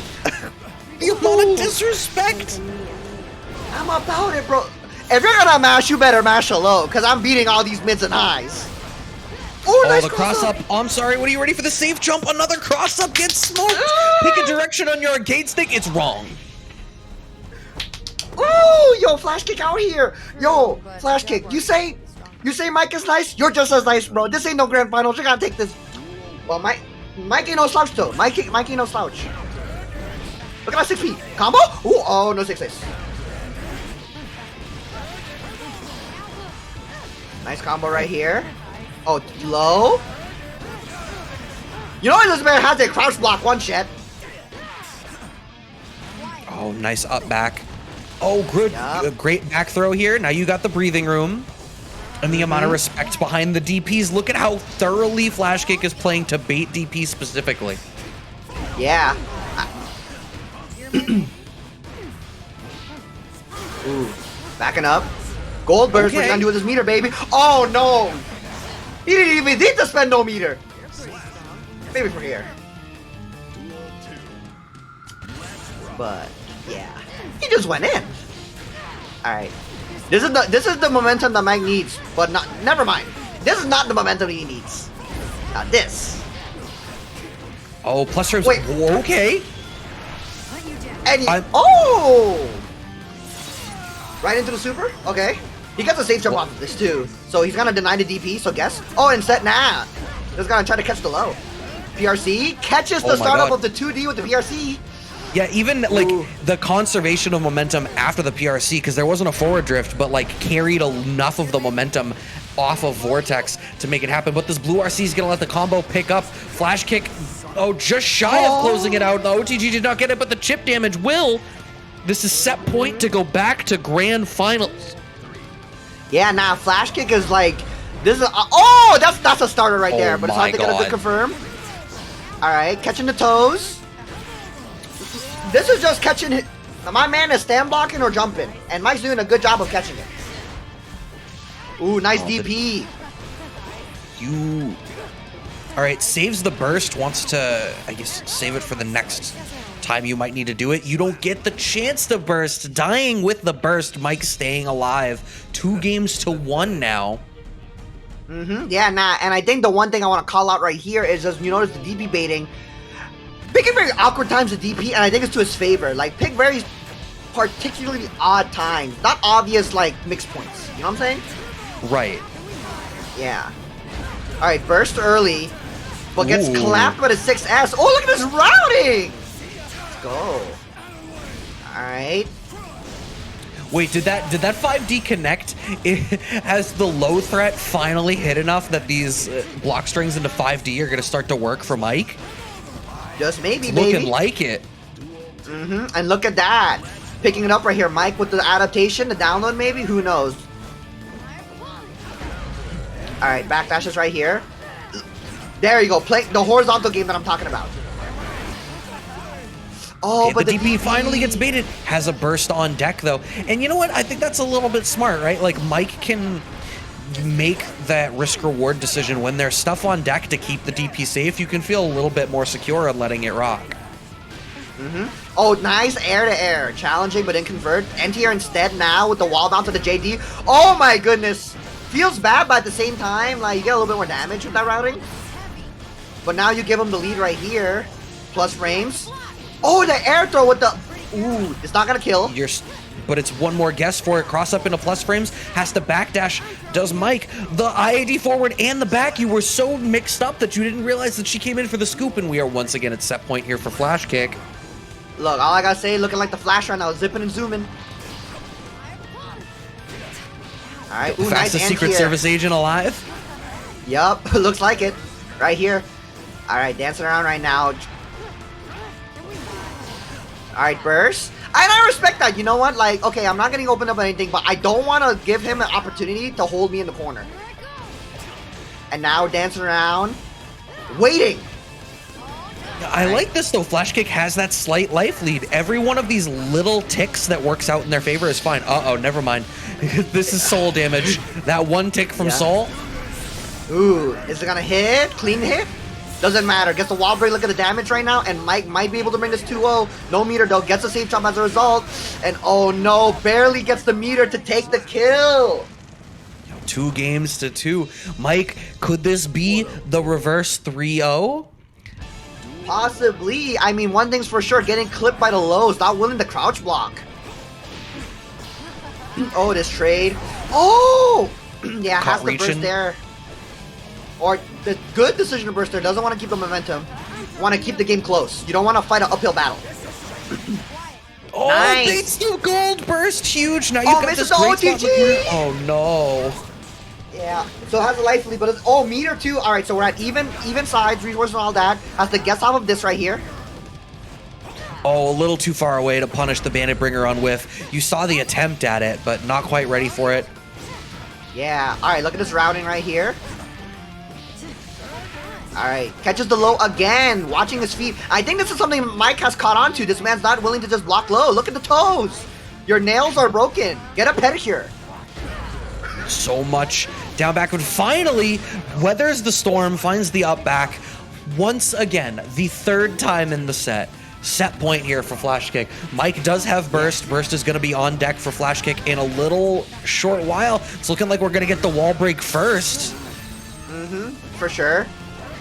No meter on both sides, but the posse bonus, Oh. nice. No conversion. All right. RC's right here. Oh, just mash. Burst for positioning. I like that. Trying to bait something. Ooh, the JS, it looks like. No, JH. Oh, the burst bait, nice. Is too high. Alright. Cross up, catches the back bash. Alright, again. Safe jump. Supers, gonna that's bait gonna it, but get meter. blocked.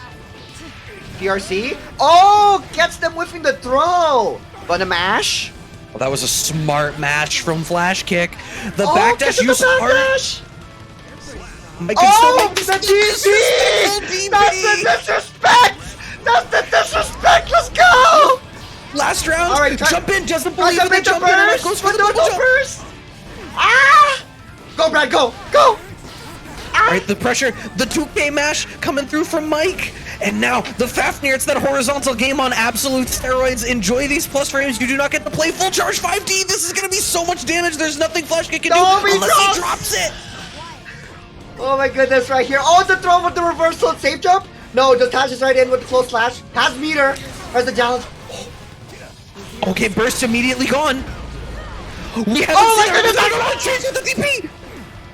Alright, safe jump right here. Guess for game. Has meter.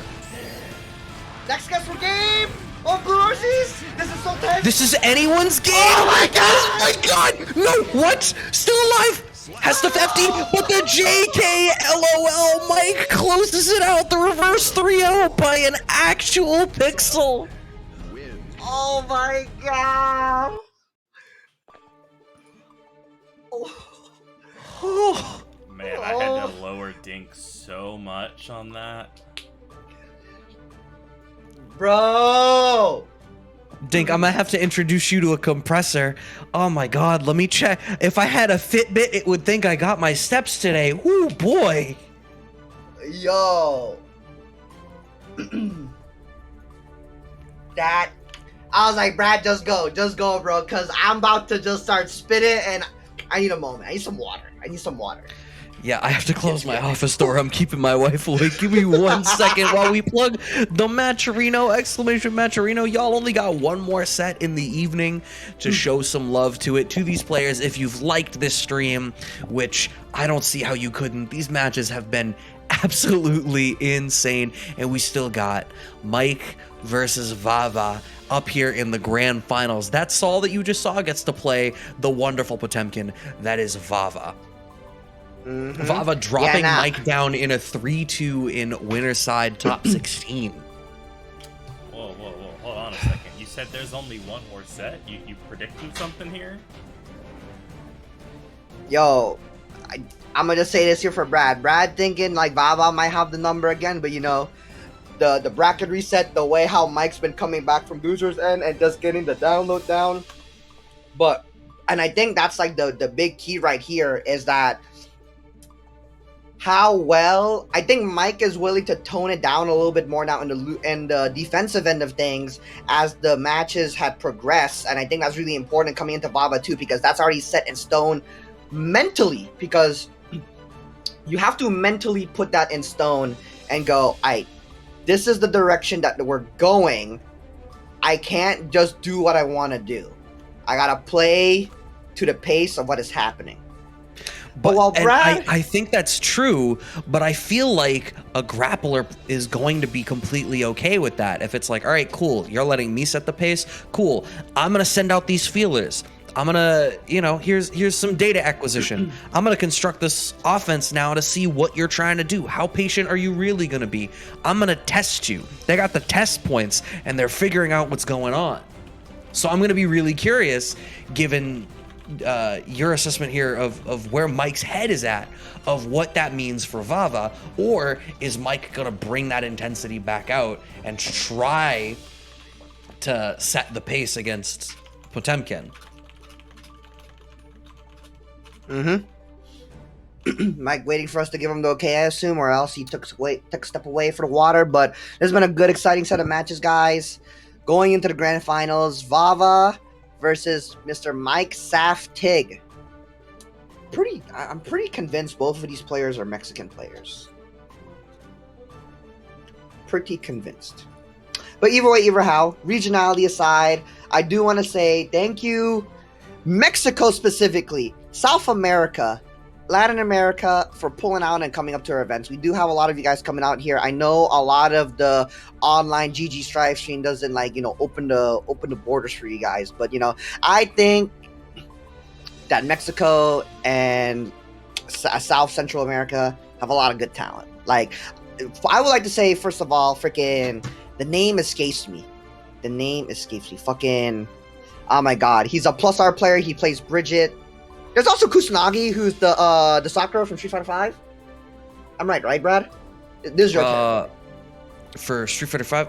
Jeez, I don't remember Kusanagi. off the top of my head. I've had such a long day right now, Dink. You're trying to get me think about anything besides what's happening on the screen in front of me right now? I hate you, bro. I absolutely despise you. I love you, brother. I'm still reeling because you started that whole rant off with just saying, I gotta say something about Mexico, and I was like, where is this going? I don't. Bro, I'm just look. Mexico, look, South America kind of godlike. I'm just saying, if you look at Smash, like they got 9 South American. Yo, they got my MK Leo. They got Meister. They got what's that new kid's name? They got a lot of OD people from South America, and I think, like, infrastructure wise, they don't get the best representation. But when they come out, they fucking come out, bro. I'm just saying. When they had the Arc Revo, like 2v2 stuff happening, like on the release, I was like, yo, Mexico up in the sea, they got about to pop out, baby. Tiempo Grace, yo, Chancletas, the chip player, my man got a sick ass fucking name, bro. The Slippers, that's OD. That is a good ass name. I'm not disagreeing with you. I'm just saying, you said regionality aside, Mexico, and then just started saying words, and I'm just sitting here sweating like, because this isn't my channel, Dink. I can't, if he's gonna come back and Twitch's gonna be like, nah, you've been removed due to Twitch terms of service. I was sitting here. Look, man, look. Okay, so Brad, you don't know about the question mark big bot. I'd be saying some wild ass shit off the stream, but I could keep it professional. You can ask Brad any day of the week, bro. I ran out here in the Plus Arcasa streets. I definitely keep it a buck. Yo. Wow. Ask Brad. Oh my god.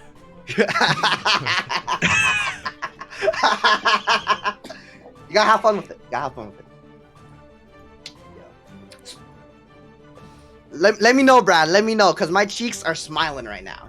Smiling in pain, to be honest. I can't control it. In the immortal words of streamer OG Day 9, I got a big old banana grin on my face. Yep. Day 9 reference. Right? God. Yo, my roots are StarCraft Brood War. Dude. All right, we're turning this into a StarCraft stream now. I haven't engaged in StarCraft in years and years since the FGC tarnished my blood. Dang. I hit a quarter circle and forgot what a 12 pool was. You hit a quarter circle. Dang. You know what? Okay, so one thing, funny enough, Matrino has a lot of ties to, at least like 2 years ago, before COVID, it had a lot of ties actually to like the Brood War scene. They actually did like a lot of crowdfunding stuff, and their logo is actually on Korean television because they helped sponsored like one of like the big Brood War events. Yeah, that's really cool. Mm-hmm. Oh, random fact. Yeah. And hey, wait a minute. 12 pooling wasn't a thing until Legacy of the Void. You've played since Brood War, you liar. No, hold up. You have exposed yourself so much. There were 3 meta openings for Zerg in StarCraft Brood War. You went 9 pool for aggressive, 12 hatch for economical, and 12 pool. Nobody played 12 pool because you might as well just 12 hatch. But 12 pool existed. You can't say it existed and then be like, nobody did it. Well, it depended because it either existed with the way the matchups worked. Like in ZVZ, for example, it was RPS, right? Like 9 pool straight up beat 12 hatch. But if you were worried about a 9 pool, you went 12 pool. but then you would lose economically to a 12th patch. Like it was all like it was a straight RPS, which probably, given that I was a Zerg player, is how I fundamentally landed on playing a grappler in fighting games. Is really what it came down to. Is I was like, oh, RPS, I understand this. Because you're just a terrible human being, and you shouldn't be here. Is that why? Or okay, let me guess. You played Protoss? Absolutely. At least you weren't a Terran player. There's a meme there somewhere. Like I don't have the victim complex to be a Terran player. Right? Oh my god. The victim complex? Yeah. Excuse me? Yeah. You need to have a victim complex in order to play Terran. Everything else is broken. Terran Despite the needs fact that buffs. I'm pretty sure for like every time that I was ever meaningfully engaged with StarCraft, Terran was like mathematically the like most winning race. Yeah, no, it doesn't matter. And they, Look, man, we're really we're gonna keep on talking about StarCraft until Mike. well, gets we're back. sitting here waiting for sitting Mike here to waiting queue for up. Mike. Yeah, I'm gonna blame Mike for this if MP gets mad at me for talking about StarCraft, but it's at the point where I don't want, like, I love rooting for Protoss players, but it gets to the point where it's like I don't want them to win, because when they win, like, I just see 50,000 posts on why Protoss is overpowered. And I assume this is for StarCraft 2, because Yeah. I know nothing Oh, yeah, about absolutely. current gen StarCraft 2. You have like Cyril who literally won every single event in like a year's time as Zerg, and then the next year Neeb wins one event as Protoss. Like Protoss needs a nerf. Protoss is broken, and it was an event that Cyril wasn't even at. It's like, oh, no, it's broken. Protoss is broken. Jeez, I mean, people just like to complain. I remember one of the things I loved about Brood War was when it was so solved that, like, on a particular map, you would, like, races would be favored on specific maps. Like, there was a season I watched where there was a map where, like, the spawns were literally, like, right next to each other, but there was, like, the gas geysers that you could break to separate them, and Zerglings could be out so fast that they could invade the other base and, like, harass them super heavily before they could do anything with the geysers because they couldn't produce units fast enough. So everyone only ever put Zergs on that map, which meant they didn't harass each other. They just closed their geysers to force it, and then there was no ground access, so it just became Muta matches. The true way to play StarCraft.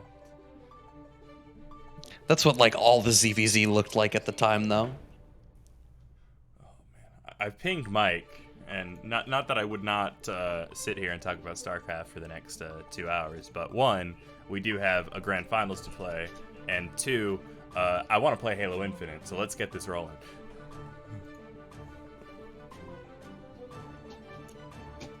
All right, Mike says he's ready. All right, He's on the machine. there we go. Grand finals. Vava up here in the winner's side. Mike sitting down in the loser's side. This did go 3-2 when they played earlier on in the bracket up in the winner's side in top 16. Let's see if that's going to be a repeat performance or if Mike has their number now as my mic stand falls in front of me. Nice.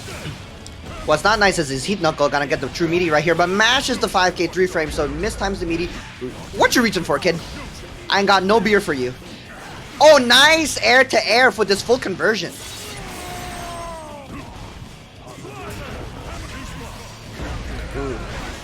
Oh my God. goodness.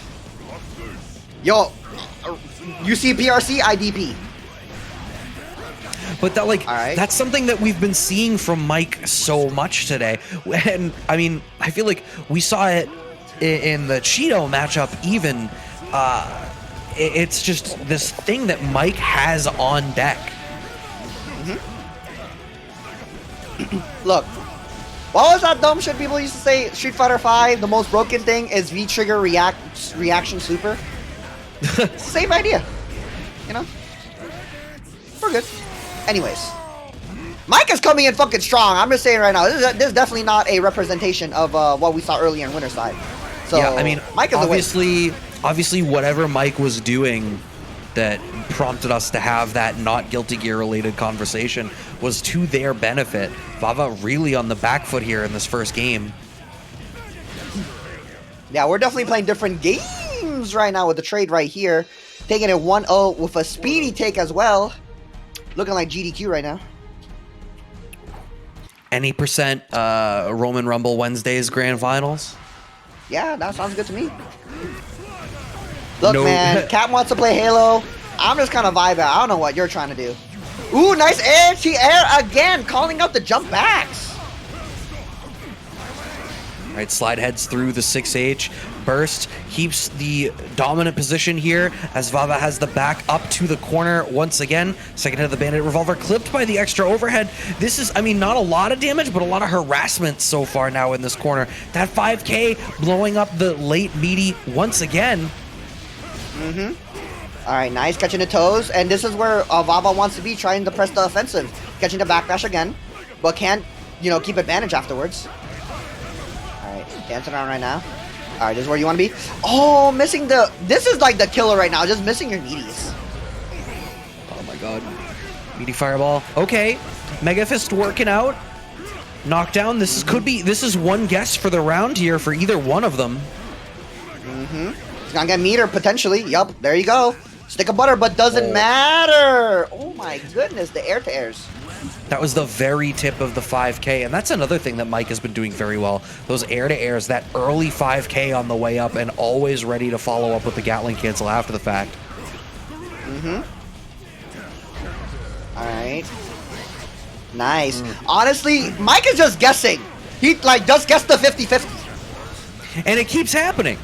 It's worked. Yeah, It's been that way every time. And like to dilute the matchup against a grappler like Potemkin to its lowest denominator, that's really it, right? If you guess right every time, you're gonna win. Yeah, that like he's getting out. That's all I gotta say. But oh, missed the OTG.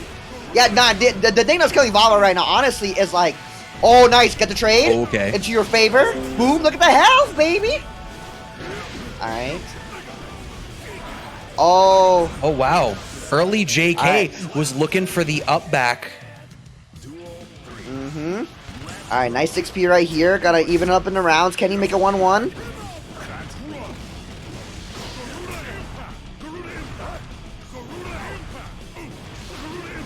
All right, this again. Nice. All right, Vava changing it up on the offensive now. Like, I think it's pretty good. I think Mike is looking for very specific things, so if he changes the sequencing, it's a little bit nicer for him. Yeah, no, I agree with you. 1-1. I am going to disconnect momentarily to see if it helps the stuttering on my screen. Give me 1 second. No problem. All right, coming in. Third game right here. 1-1 so far. Ooh, challenge. 2K success. All right, Mega Fist, but punishable. You gotta love the 3-frame buttons. Back Mega Fist. All right, burst right here. Ooh. All right, nice PRC right here. Gets a nice little combo. And whoop. All right, I mean, this is the type of swing that you need to be moving back into your favor. When are we going to see the burst come out, or are we going to see the burst come out? No, we're not. Nope. Vava saves the burst, but surrenders the round. Oh, nice. Catching the Vortex. Ooh, but whiffs the 2H for the combo. And that's what I mean. Like, I feel as though that's the thing that's killing Vava the most right now. And if you could adjust that, it's a lot more smaller adjustments. Alright, Mega Fist right here. PRC. Oh, just DPs through. If you don't go for the close slash, it's not gapless. I feel like that's part of the problem, right? Is like you called out, Mike is just guessing right defensively every time, and the cycling of these defensive choices is making it hard. Vava doesn't yet have that finger on the pulse of what their opponent is doing that I was calling out as such a strong part of their gameplay so far through this tournament.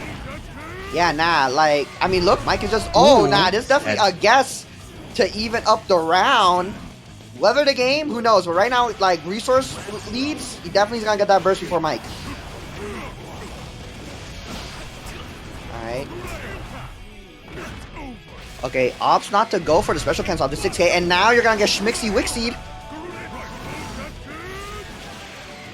Alright. Oh, goes for the cute stuff. Oh, that is going to close out the round. I thought that there might have been a little bit of health left, but not quite. 2 games to 1 now here for Vava.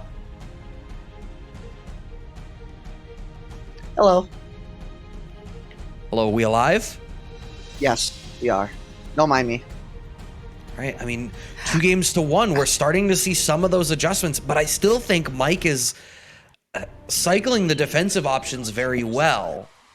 I think there's that. I think Vava tightens up, and like, you know, he could definitely seal the deal here, but like Mike, you can't count him out. Like, he definitely just wakes up like randomly. You know, oh, speak of the devil. Oh no. Oh. Yo, just the disrespect. Yeah, that is a tough life deficit to come back for this round as well. Yeah. Alright, nice. The 7 letters. That's what I mean, you can't count mine out. And I think the thing is, like, Vava tightening up on the offense. Keyword, offense. I think the neutral Mike still has the advantage here. Yeah, I agree with you. I think that's a good assessment. And Mike is getting the better of these scramble exchanges. Nice back throw there from Vava. Now we're dealing with that situation. Oh, the heat knuckle. No, you don't fall into the 50-50 because Mike elects to spend the burst, does not want to deal with that 50-50.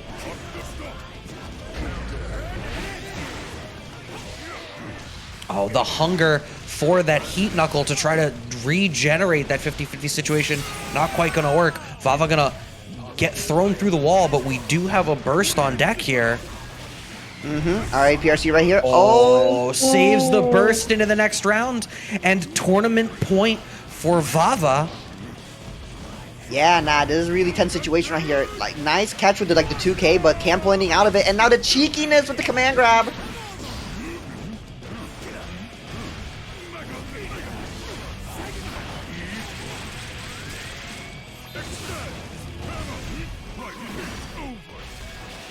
All right, this is looking great. Oh my God, is that gonna kill? It is! The PRC forward dash closes it out. Vava ends up with the finger on the pulse at the last second to close it out, despite the fact that Mike had done a very good job of, like we had called out, dictating the pace of that matchup, really shuffling through those defensive options. But by the end of the set, Vava ultimately rules it out and closes out, staying on the winner side here in Roman Rumble number 13. Yeah, nah, I mean, Vava did just, like I said before, like, just tightening up on the offense right there, and like, and that's the kind of thing with like these kinds of like very snowbally, volatile offensive characters, right? Like, once you get that offense going, keeping it really tight and like changing around your sequencing, it does a really good job. You notice now that like Vava is going for more like less than methodical styles of like pushing your pressure. And I think that really messed with Mike's tempo, which allowed Mike to like get the win. I mean, like you saw right there, like Garuda PRC command grab, like you're getting cheesed on that, bro. Like that's hard to react to, and I think that's really important. But I think we saw things like that were being represented by Vava earlier on in the set. I think what it was is as it went on, you know, early on Vava did not have neither a read on nor control of the way that Mike was reacting defensively in some of those situations. But over the course of it, Vava was able to, one, generate enough information to figure out what Mike was doing, and two, make active decisions to influence Mike's decision-making once they understood where they were at. And you had called this out earlier about one of the things that Vava was really good at was identifying the defensive choices you were making and really picking away at it and forcing you to shuffle off of those decisions into the other things that they wanted you to do. Yeah, definitely. And I think there's a combination of that and then just like Mike usually, like, towards the end of those sets, like, you know, where Vava started breaking away, you do notice that, like, Mike's doing a pretty good job of, like, winning the initial engagements. And I think a lot of it is, you know, you give the character a chance to, like, push,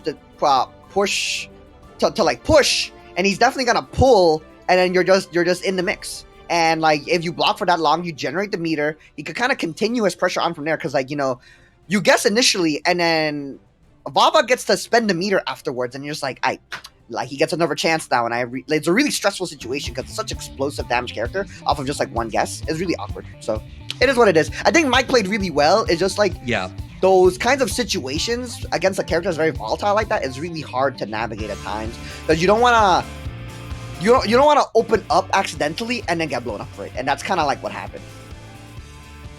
Yeah, I agree with that. So that is gonna conclude the bracket. I don't know if you have anything else that you wanna throw the way of the people here, Dink.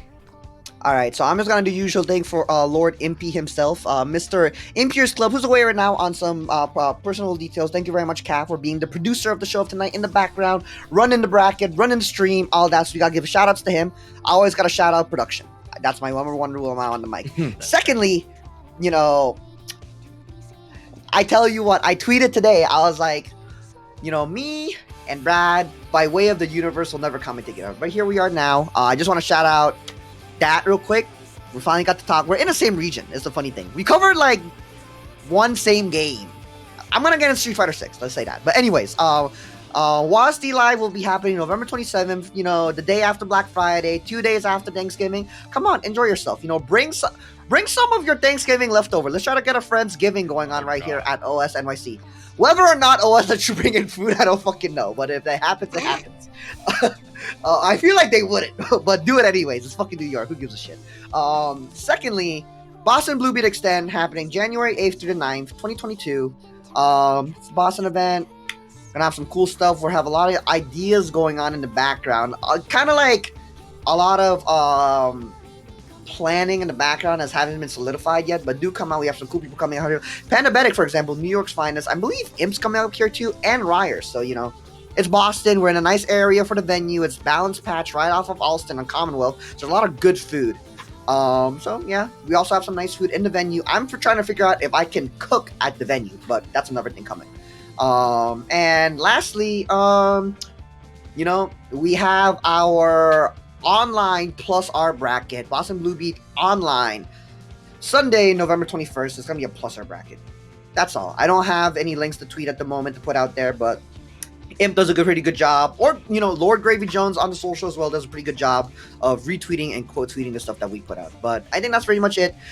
Brad's the commentator. Check him out at CEO. If there's ever an ECT online, he's most likely going to be on it. I don't fucking know. And yeah, I think that's going to be it for me. I'm going to let it over to you, Brad, and if not, then Cap, you can take it from there. Yeah, I mean, you covered it pretty thoroughly, so I'm just going to say, before we hand it over to Cap to round us out, thanks everybody that tuned in.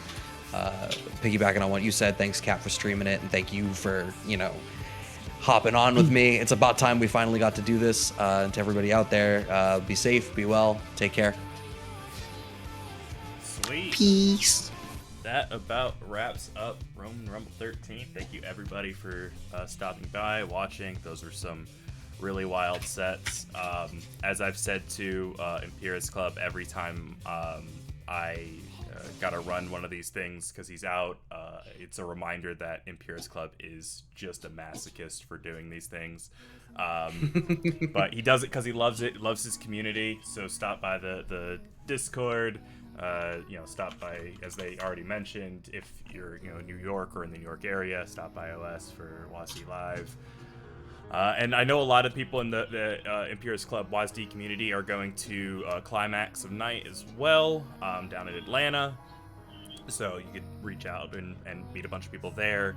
And that's about it. I not having access to Imperius Club account, I can't raid anybody. I can't really do much else other than just quietly end the stream. But that's it. Thank you all for stopping by, and be safe, and hope to see y'all at, or hope other people see you at WASD Live and Climax. Bye.